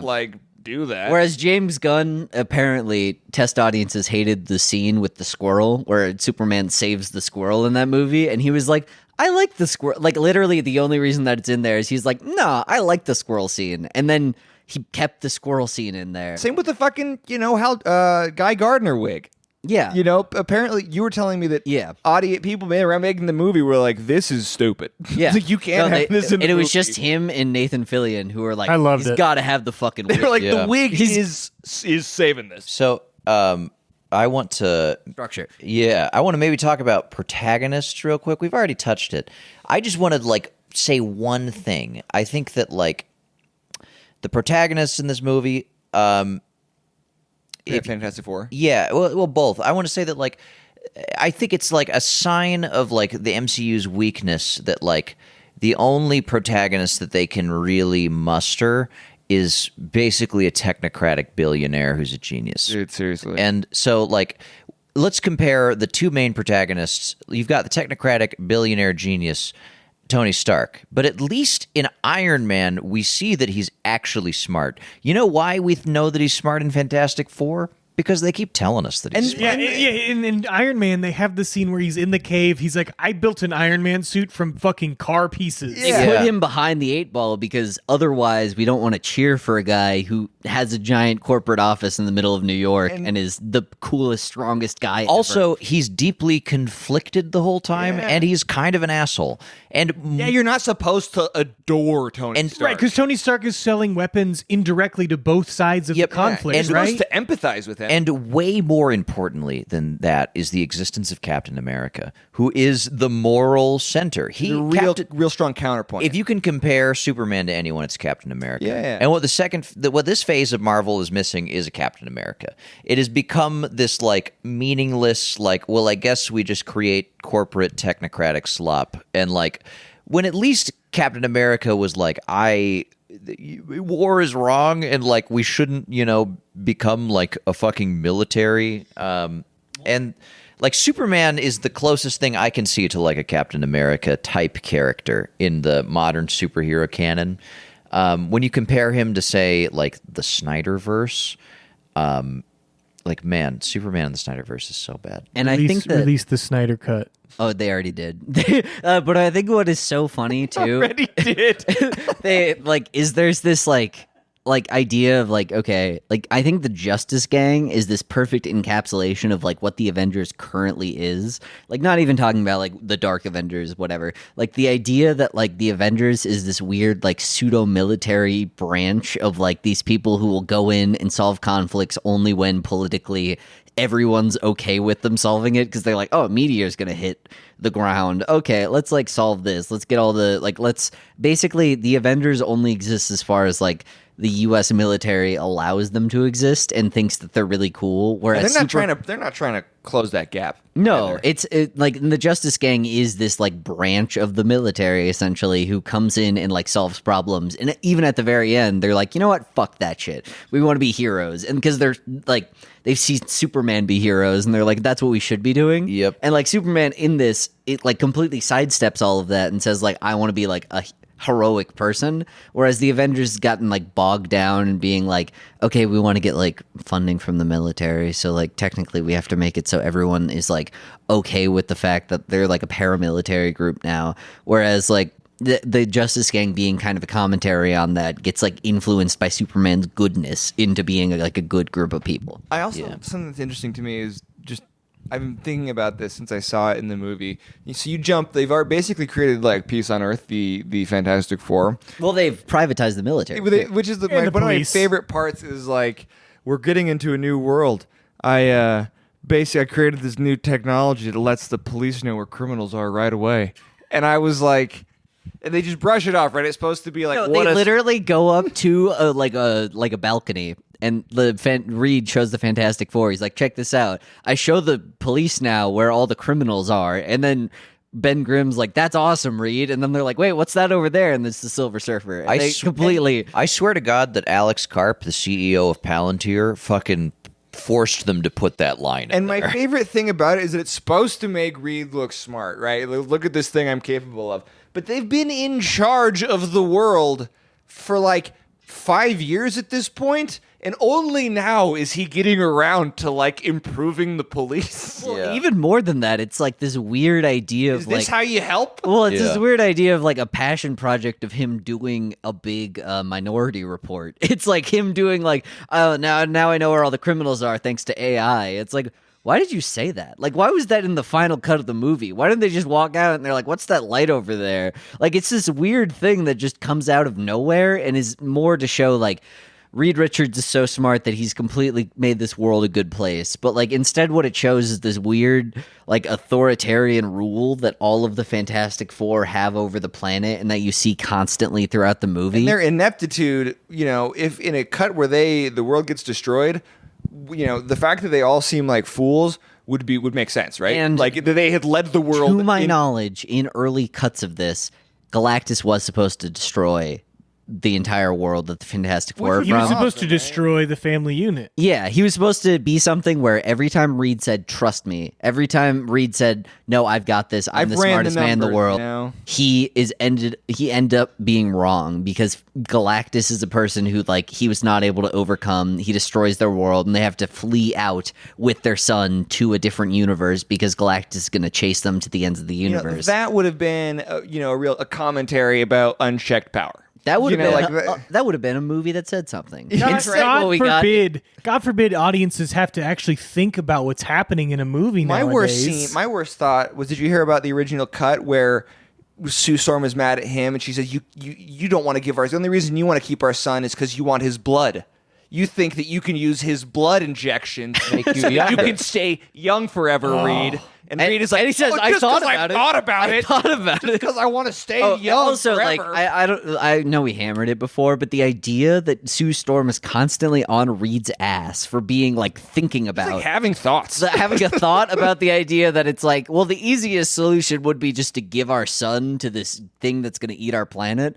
Otherwise, our entire planet's going to explode. And everyone frames that You like, fucking bastard. yeah, everyone It's frames. also hilarious that it's that late in the movie that they're like, Reed, you thought about this, right? If it was me, I'd be like, I thought about it immediately. Yeah, that's when the- he said, Well, "Give me actually, your it's also son," the I was idea like, that Galactus is like, here's my offer, give me your son. And it's like, they're framing it like the fact that he even considered that as an idea is like terrible. Because they're like, he's like, you thought about that when he said that. It's like, yeah, because he offered us the choice. Because he gave us that choice. Yeah. It's like I thought about that because he said, "Here's your Can't option." not think of a pink elephant. Well, it's more like it's like all of them sat there like like it's all of them sat there with like drool dripping down their lip and just being like, "I didn't hear what he just said." Like, that's the only explanation for them not thinking about what he just said. Yeah. It also like this. Never mind. We got like two more sections. I feel like we can combine. Usually we're going to do comparing overall messaging. I think if we want to think talk, we've done a pretty I think if we talk about messaging, just do it in your final rating. So we're going to compare the villains real quick, and I'm curious what Will Wheaton. what Will Wheaton thinks. Like, why does one work? Why doesn't the other work? Yes, Joss. Or Whedon. let me hear what you think. Tell us, So Joss. the Lindemann character. the gravitas that the bald character brought to Superman, you don't know. You can't summon the name Lex Luthor. and the And like, how do you know that Galactus isn't bald? He's got a Galactus. Why do you think helmet he on. wears that helmet? Horrible male pattern baldness. He's 17, Gray. Flex Luthor. Joss. He's Fuck like, I Bill. have bad genes. I eat you worlds because I think one of them will eventually make my hair grow back. You should see my cousin. He lost his hair even sooner. He's like, he wears the helmet, he takes it off. It's just like, ugh. Yeah, you're like, why do you think all of my surfers are bald? I cannot have employees with hair. Well, the Silver Surfer in this movie is notably not bald. It's also because he's Oh, a yeah, misogynist. Tails. Yeah, he's got he's a misogynist. He's like, women can't be bald. That would be ugly. What? Yeah. What were you saying, Will? I liked his humanity. Yeah. Yeah. They're very related. I mean, not relatable, but like we all have had that impulse of like I'm jealous of this man. jealous. Yeah. And what I love I about felt him kind of bad for him. is like what I heard. He was Lex a tech Luthor. bro. It's like this is like a movie because all other Lex Luthors, like in the Christopher Reeve movies, he's like kind of fun. Like he's kind of this guy where you're like, damn, he's like a billionaire, but he's like kind of doing cool stuff. He's like the smartest billionaire. This is the Same first with Superman Kevin Spacey. movie. He was Yeah. like, I'm a step ahead of you. Yeah, and like it's like in this movie, it's like this man hate like this Superman movie hates Lex Luthor. Like Yeah. hates the idea that he's like this bald billionaire who's like mad at Superman, and it's like he's objectively in the wrong. He's not cool. He's just like kind of pathetic. He's pathetic, really. He's like the pathetic tech bro. Yeah, and I totally love it because he's just a hater, man. All he feels is hate. Yeah. Not letting anything stop his goal of killing Superman, of outing Superman. The dude's willing to like sacrifice all of the city, like the entire city, just to fuck up Superman. And I love that part where he's like, I didn't start the war in Bolivia because I wanted land. I started the war in Bolivia to kill you. Yeah. Yeah. It was awesome. This conflict. I like Lex Luthor because he's real. Lex Luthor is Elon Musk, is Alex Karp, Yeah. is Bezos, is Zuckerberg, Is Peter Thiel. Is Peter Thiel. Like, I mean, this guy Is Reed Richards. There's this. That's in my Got him. rating. But like, there's this tweet that I saw, which is like, Superman isn't political. We just live in a world where supervillains exist, and like, I think that really gets to the heart of it. And like, what I like is like Lex Luthor encapsulates. Like, for me, Superman is the villain is not just Lex Luthor. It's like corporations that are destroying humans' ability to live on this earth, right? He runs a troll farm. He runs a private prison. He runs a private military. He runs well. a social media company. Pretty well. Yeah, he did get subsidies from He's the government. good at all of those things. The returns he's given to his shareholders. Yeah. He He about all runs the electric cars that are on the street because of him. and like The biggest critique is we never get the shareholder perspective. that's true. Yeah. That would be There's so some funny guy- if, like, at the very end, as like his plans are getting foiled, he's like, "Oh, the shareholders." Oh, my fiduciary duty. Not all right. So not only is I have for Galactus, I have two complaints. One, Galactus is not someone you can just drop in a movie. No. For me, like Thanos took like 6 movies for him to really exist.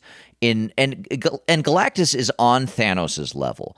Galactus, Bigger. yeah, Galactus Not stronger, right? Galactus, Well, we did read that one comic where they were on a level. true. Cosmic. Galactus had that big The gun. They weren't. Galactus. Yeah, Ow. They were not on a level. yeah. Galactus is There was the gun.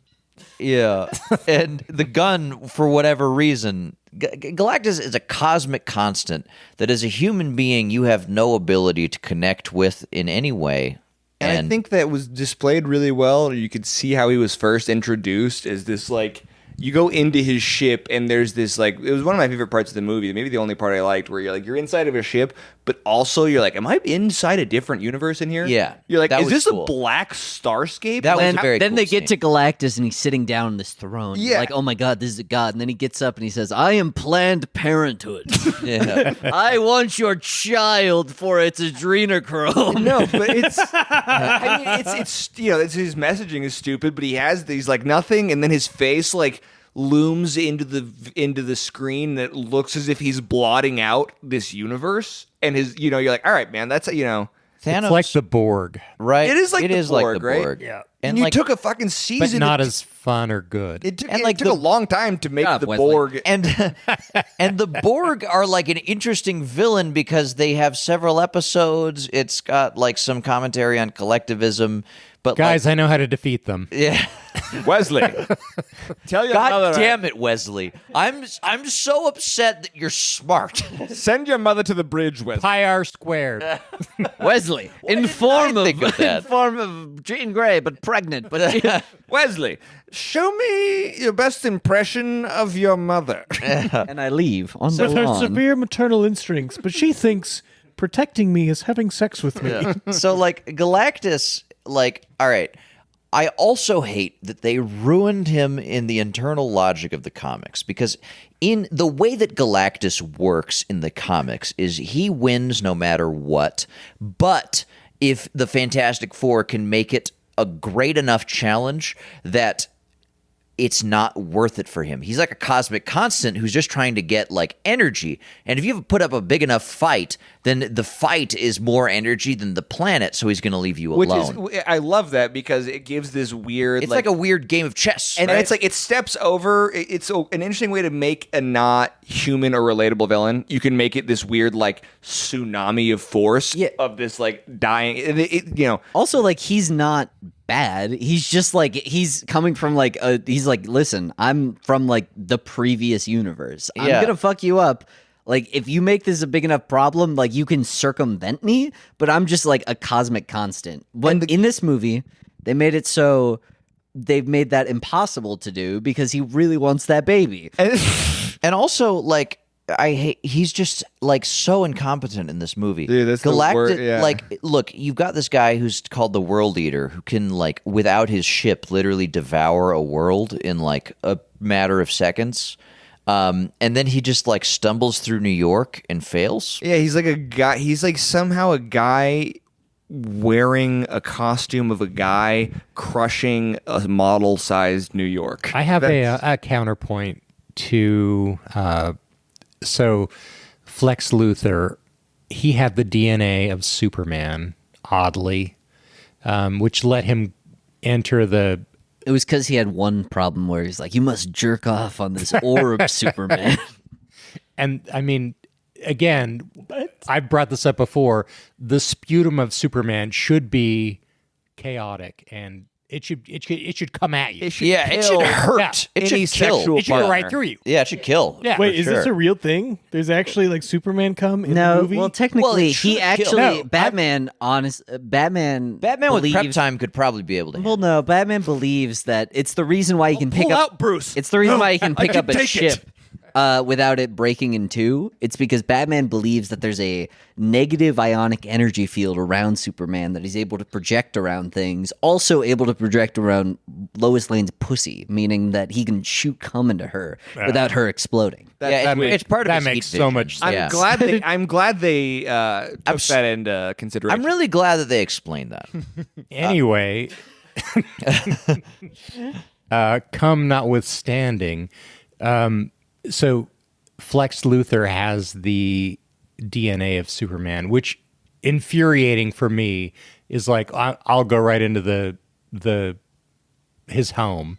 It's a bad trope of like the one step ahead of you villain. And I'll make one of you, and that'll be thank you. enough. Yeah. Right?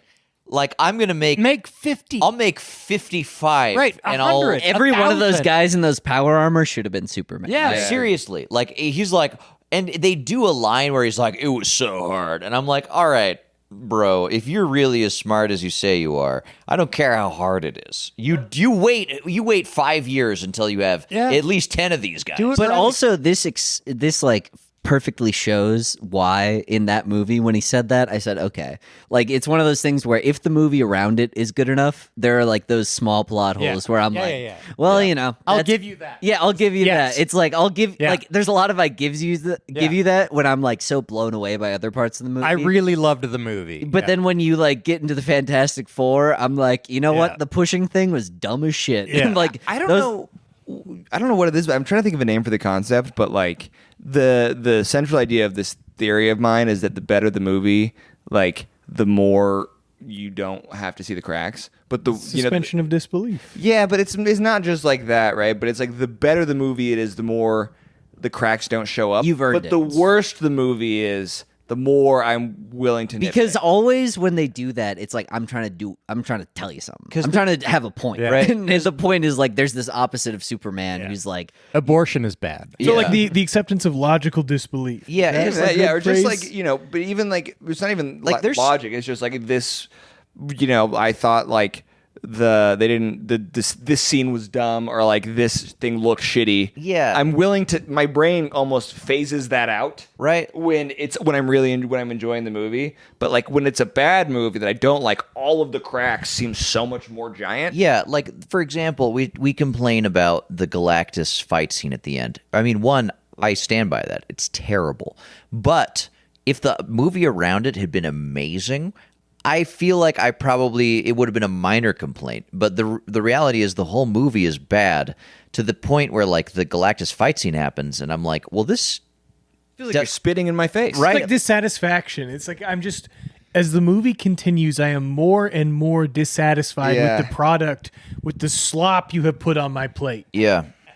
You put an umbrella on it to make it look nice, but you still cannot hide the fact that this is meaningless slop that I hate. And that's like it in Gun Superman is like he put like I don't know like asparagus or something that like I'm not a huge fan of into the dish, and I'm like, you know what, I'm still not a huge fan of that, but like You did it well. You did it well in a way where it like goes down, and I'm like, I'm still not- gonna like the steak, Yeah, even it's though there's roasted. asparagus next to it. yeah, roasted I'm not gonna asparagus. like I'm just not gonna worry. Fits with the rest of the dish. Yeah. Yeah, and the thing is, like, I think it also I'm willing to like, extend slack to the director because I'm like, there's you could have put another Lex Luthor monologue in there or another scene of like his lab getting smashed up pre-credits and being like, that was my Superman making lab, and for that reason, I could only make one, but you have to do all this weird extended. And it makes me trust the director enough to know that he knows that that's weird, and in a way where it's like, if you had 5 extra minutes and you didn't want to spend it on anything else, you could have explained that. Or Well, like, like- if I was sitting down with the guy and I was like, why was this happening? He could like come up with something that like made the reason make sense to me. Whereas like, I would be like, why did they do this in the Fantastic Four? They were like, well, market forces just really made us like reevaluate like the Gravity. Yeah, gravity. Well, strong. I think the other Black thing hole. that I'll finally say about Galactus is like they made the terrible decision to take him out of his ship and make and just have him like walk around like. He doesn't Looks even silly, like from the 70s. Like he's still from the 70s. He looks like a goddamn Godzilla villain. He looks like a transformer. yeah, like he's 28 this- years later, he should have had the penis of the Alpha. Oh shit! If he Yeah. was only wearing the helmet, Yeah. he was like Dr. Manhattan, where he was with just like a- the schlong to the knee. yeah. Oh my This is God. the power of Dick Lactus. Wouldn't it be funny too if like clearly he has like a cosmic dick, so like he had a tiny dick before, but then he extended it with cosmic power. Like every planet he eats, his dick grows inside. yeah, I want that Now baby. you see That the baby will power make me cosmic. grow an extra 3 feet, and they're like, oh, 3 feet. And Reed's like, "Oh my God, we'll never beat him." He has so much to Reed fight. sitting there like, Ben, stretch me out. I must match him.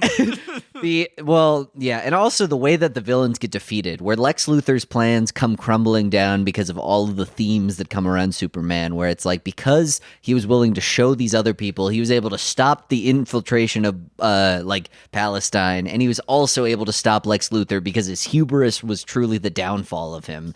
Whereas like Galactus gets defeated by some bullshit, and Galactus his valves. defeats himself. Galactus gets brought down by nothing that is he gets brought down by family. Well, I he guess. steps on a series of rakes that smack him in the face. Remember that? Yeah, and he said, "Wait, I'll go over here." Oh, No. another rake! I just can't take another story where the World Eater gets defeated by himself. Right? Like The Justice League was so fun, which I hate to say.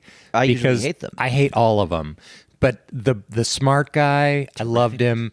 Guy Gardner, who was shooting birds at everybody, blowing up tanks. The part where he bad saved, haircut. part where he saves the kid, and he's like, "I'm not Superman. I'm way better." And then he just starts flicking away tanks. Yeah. So much like awesome. So fun. I loved it. I was like, come here. Yeah, All right. come here, guy. Gardner. I love that I haircut. love you. I And the love part it. at the very I end, don't where wanna he's love like, he's like, "I'm not letting Metamorpho join the Justice Gang." He's like, "Justice Gang? Yeah. That's such a cool name." you're in. And then he's like, "All right, you're in," because they're voting on So Justice Gang. It's funny because that movie felt, like it was long, but it felt like an hour 50. Fantastic Four was an hour 50 that felt like 2.5 I hours. would have left the Fantastic Four had I driven there. Yeah. Had I not been stricken by my right leg. It might be time After- for ratings. Yeah, I on think it's time this for note. ratings. I think we're at like 2 hours in. I think Yeah. we're a Fantastic Four level in. I think I'll go first since I've only I seen hate one. that about us. I'll provide my take on the Fantastic Four. It's a very strange, like pro-natalist film or like pro-life film where Galactus is this otherworldly force that's trying to take your child from you, and then and the pressures of society is saying that he, you should give up your child. Yeah. And then the heroes are the ones who are brave enough to say no. We're gonna have this baby. We'll sacrifice the whole world. We'll sacrifice the entire world that we know to protect this baby. And I remember as I'm watching the movie, I was like, no, that can't be what they're trying to get at. I'm going to discard that thought because it's obviously an intrusive thought that's my own like my own bias coming into this film, and it kept showing up over and over and over again. She yells at there's people protesting like the Reed family incorporation with like picket signs, and then she's like, "No, we're strong. We need Kal-El." Every life is Hello. important. Even if it'll bankrupt you, do it. And like questionable messaging aside, which like if you want to make a movie about that, whatever, I don't care. Nobody cares if you choose to have a child. Have a child. You're not some sort of hero for having a child. And don't make a You fucking movie about it. You are falling in line with what is expected of you. That's like, biologically speaking. that'd be like saying I made it through, I don't know, like I know not everyone makes it through high school, so if you haven't made it through high school, I don't mean this to be a shot. I'm at cutting you. You're this gonna part be out so fine. we You don't shouldn't get be the- like I'm a fucking hero for making it through high school. Well, also the fact that Johnny Storm shooting down this intergalactic Silver Surfer who's coming after them is Who is seen as also a mother who sacrificed everything for her children. Well, Sorry, no, but continue. it's seen as equal to having this kid on a spaceship. Like they frame them in such a way where both are equally as heroic. Where Plus, it's he's like a linguist for some reason. Yeah. Decode a bunch of alien languages just He's like a- by listening to vinyl. no, he's he's a a we cunning need Johnny linguist. to do something during the movieist. So yeah, what are your thoughts on it? My thoughts are like this movie is trash. It's dog shit. No one asked for it. 1 out of 6. If I would like Will Wheaton, Joss Whedon, whoever had said earlier, Wheaton Terrier. I would have walked out of this movie before the end of the movie just because I was so disinterested in the way it ended. I would give it a 0, but I finished the movie, so I have to give it a 1 out of 6. Do not recommend. I think it's bad. I think you shouldn't watch it. Take my word for it. I'm probably smarter than you, viewer. Yeah, he I'm graduated high school. I'm gonna Maybe break too rank smart. and Twice. I'm gonna break rank and piggyback off that because I think it's relevant. I think Superman is as good as the Fantastic Four is bad. Yeah. I think there is. I don't know. I think you're. You're maybe. It's not The Godfather, Jack. Come on. It's great. It's It's amazing, but I think you're only my breadth of hatred is the only thing stopping like Well, I how think widely I The despise Superman this made movie. me feel as good as the Fantastic Four made me feel bad. walking out of 2001, that a Superman. Yeah, It's like it made me feel as joyful as the Fantastic Four made me feel morose, I and think that's my that's- rating for it. I think that's that's damn incredibly well said. I walked out feeling refreshed when I saw the Superman movie because I was like, holy shit, finally a guy that likes superheroes in the way that I do. Like Zack Snyder was not it. I have this theory that he's one of the most like financially damaging things of modern cinema because he has this fucking potentially billion to $1 trillion IP that he continues just to rub his nuts on, like piss, Shouldn't save just him, piss Superman. into the face of the audience, and like everybody's like, "Well, give us a little," and they're like, "Give him a little more piss. Give him another chance to piss." The Snyder Cut's still coming, guys. And like, if you look at The Snyder Cut of the new Superman movie, Yeah, he's like- not even involved with. like if you look at the trajectory of Marvel, it is an inverse failure of DC. In the Snyder Cut, the Kents are pro-Zionist. In the Snyder Cut, they're like, "Why did you stop Bolivia?" well, Moravia's They're kicking people into pits. yeah. I my rating, I guess, is that like I don't know, a weird teacher jargon. I don't give less than a 50% because I think it's weird that you can fail something from like 60% to 0 and you can only get an A from like 90 to 100. I've failed some things. Yeah, but my point is it is an abject failure. It's just if it were a student paper I would stop reading. A 10-page paper, I stop reading at page 3. Also, You know, I it's- get pissed every time someone says it's a return to form for Marvel. That is my Return biggest to what form? return to doing like a fucking Vitruvian man Which is- on my nuts. I funny because like don't know what that means, but I hate I it. love it though. I don't know what it means he's either, doing, but I it means love he's it. doing tricks on it. I'm Hey, about he's it. doing tricks on it, but it's not doing anything for me. Very flappy. as refreshing as Superman was, this fulfilled my every fear that Marvel was going to be. Yeah. Right? They had this weird, like, what if we just launched a bunch of shitty TV shows that people would need to watch before they watched the movies? I was like, maybe we'll be done. Maybe we'll be done with that. But they were like, we're doubling down. Instead of having humans we're going to have pretty much a series of AI bots run online YouTube surveys to fucking figure out every single plot point of this movie. It feels like, that guy who's the only joke that he has is to like say the N-word. It feels like that guy figured out that no one likes that. Hey, now guys, he's trying I'm to do right other here. things and none of it's working.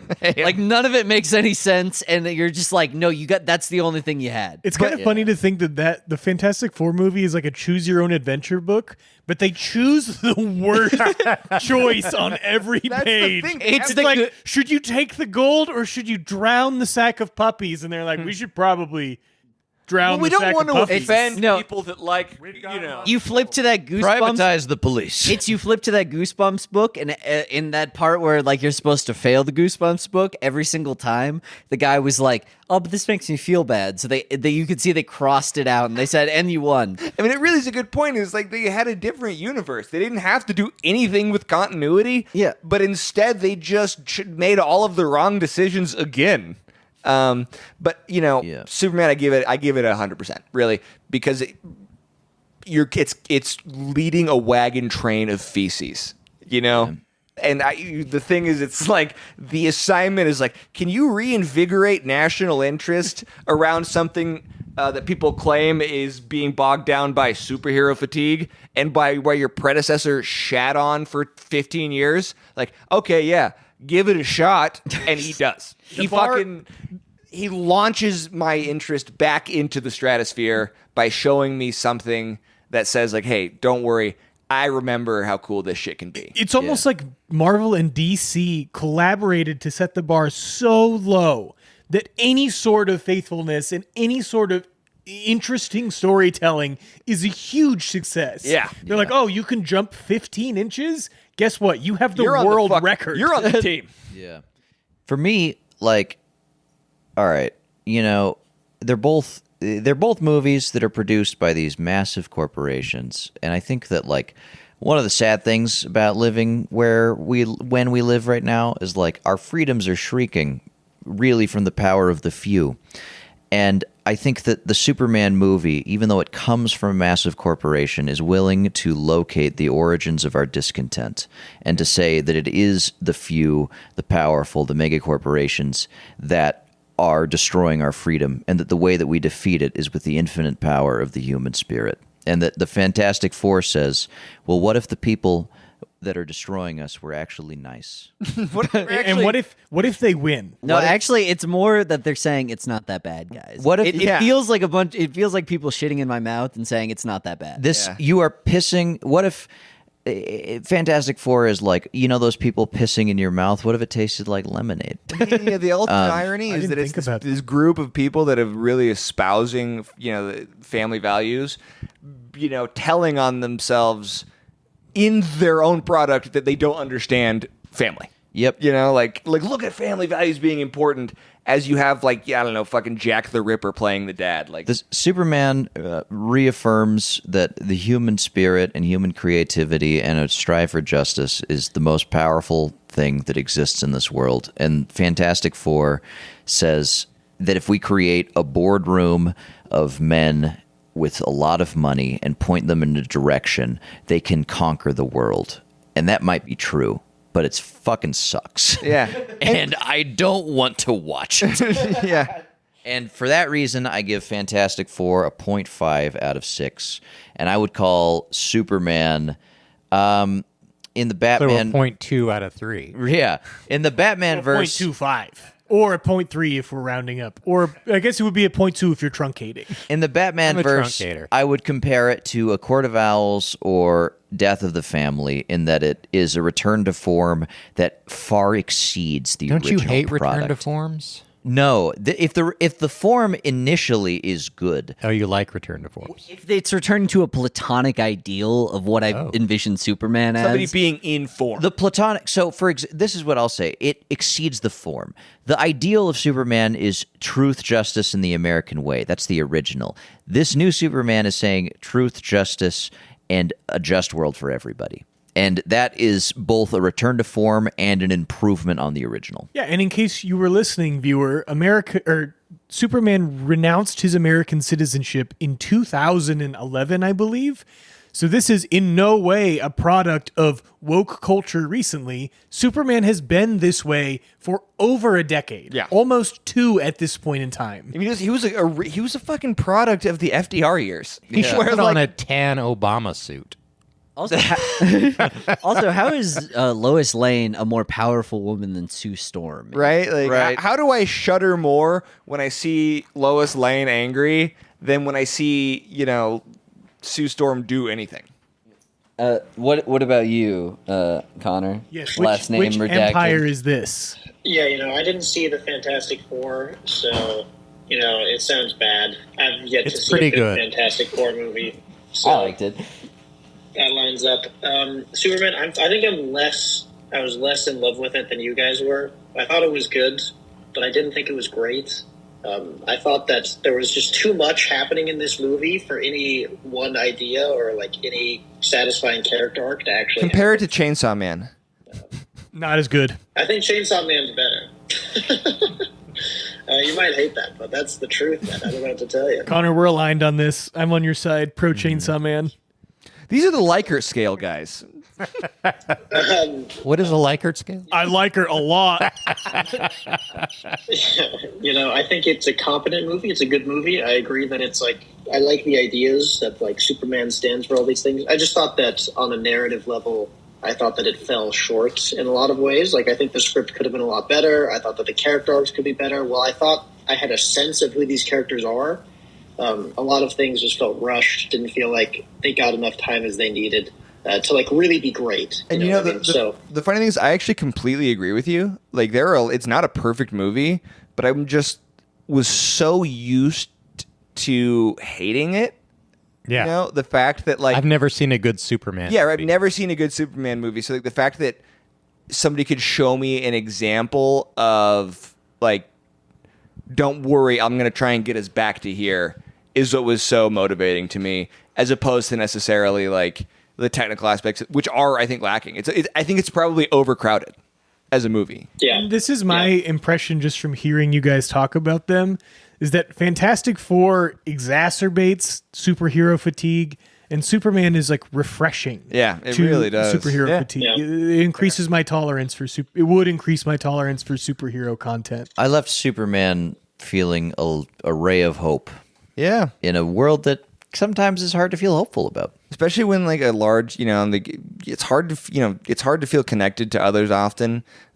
Together alone, right? Oh yeah. All this, Heard that, brother? right? Yeah, it seems like the more we connect, the more we're far away from each other. You ever You think should- about how there's a bite out of the apple on the back? Yeah, not everything's happy in paradise. No, but like it was nice to see somebody be like, "Don't worry, Superman gets you." Like I want that. more Guy Gardner. I was talking about this with Will earlier about how sometimes we do need stories where there's just like hope and heroes, because we at some point, like Wyatt had mentioned, the world that we live in is so defeatist at times. Yeah. It like drains the hope from us, that we need those stories of hope and heroism to keep us motivated to do the right thing. It was like a nutrition. Otherwise, we just like fall into this pit of nothing means anything. So that means it's okay if I'm a shitty person, because And then nothing Disney's matters. like, yes. And Disney's yes. like, yes, and give us Come more see money. Fantastic Four. I'd- Come see Fantastic Four. I'd love to 3D, I'd love IMAX. I'd love to end this with a quote. Will. I think Will. Oh, sorry, Wheaton. Will. Go ahead. I'm also not done. I'm Connor not also done. hasn't Oh, yeah, presented you're, his rating. yeah. Sorry, Connor.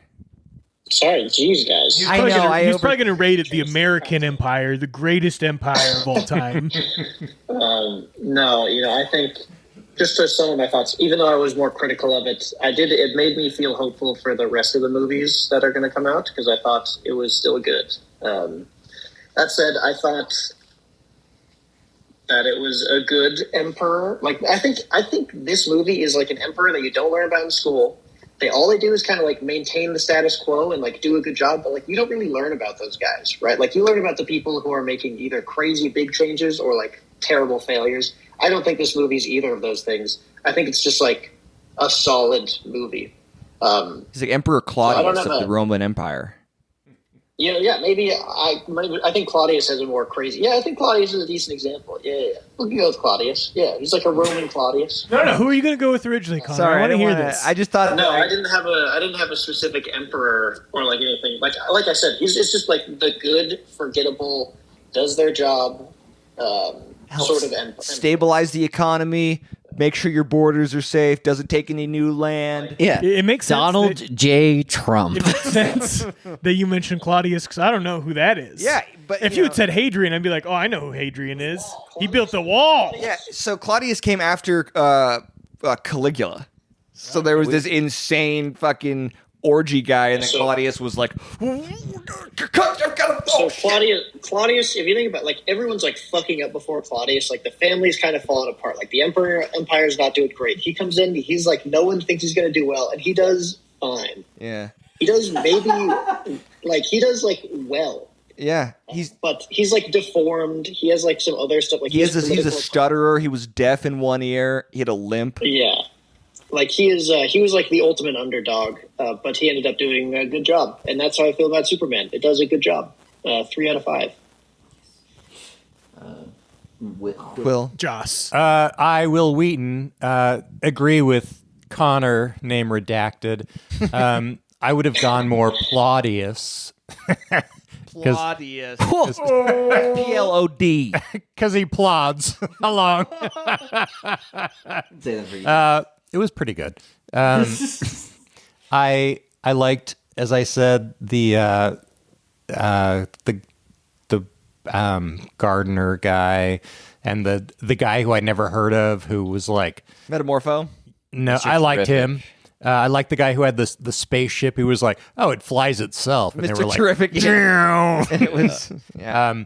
So I liked Superman, which is strange because I've never said that before. Every other Superman movie has been terrible.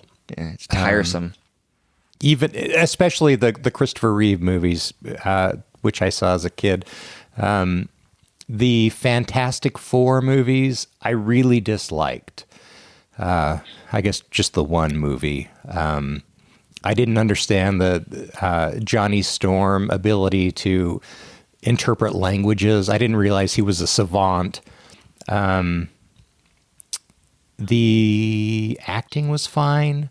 I liked the inside of the ship before Galactus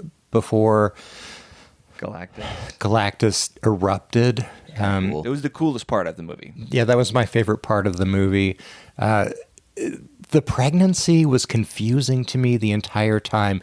I thought when she was sitting on the toilet, I was like, oh, she's doing a pregnancy test. And it didn't make sense to me. And then it happened and it didn't make sense to me. And I thought, well, this is the beginning of the movie where she's pregnant and something terrible happens. Yeah. And it resets into something more interesting. And then that never happened. That would have been so much more interesting. Like being like, oh, we'll start of a new happy family, right? Yeah, I think it's lost the baby. The family dynamic. The problem, I think, is that the family dynamic is never challenged in any meaningful way. So All it does is assert that the status quo is the answer. Good, yeah. I'm going to piggyback on what Tripp said and say I am very much pro-abortion. Which I think I'm glad that Tripp had the nuts to say that. Blend them. And I will say, in a podcast choice. situation, if you need an abortion, you PM us, and I will hook you up with some money. Write a comment. Okay. Write a I'm glad that that's where you ended that. I thought you were going to say something much more inflammatory. I've been practicing. I think I want to point out as a podcast, I think I speak for all of us. Like, I'm not pro-choice. Like, I'm pro-abortion. Like, I want you. Yes, I don't want more humans. That's why I said blend them, Connor. Get it out of here. Get after it. One thing Any more kids? I've been meaning to say, a commentary that reminded me of how fucking stupid Reed Richards was, and I meant to bring up earlier, was the fact that they know Giant Galactus is going to go clomping around, and he's like, everybody get underground. When that baby fell on dead Sue, I was like, don't Don't You know how res. fucking do with stupid this. it is? They're like, we're worried about the structural foundation of New York. get underneath his feet into the earth. And then it starts shaking around, and they're all like, "Oh, this is a bad idea." How heavy can he really be? He's only eating a couple planets. He's only a man known for eating planets. Only eating the densest material at the core of the planet. Guys, don't fat shame him. Oh man, that would have been awesome if he was like the fucking the ship. Stop, reset in to take a breath. If he looked like Pa Kent in the Superman movie, The ship came apart and it wasn't a ship; it was like a mobility scooter. a rascal. He'd been using to get around. He's like, I've eaten a lot of planets. Could I eat They a stand smaller up at planet? 0 G. It would make more sense. Well, thanks for watching, guys. Let us know in the comments whether or not you liked Fantastic Four or not. Yeah, we don't like you if you did. And just remember, viewer, we're probably smarter than you. That's true. I went to 7 years of college.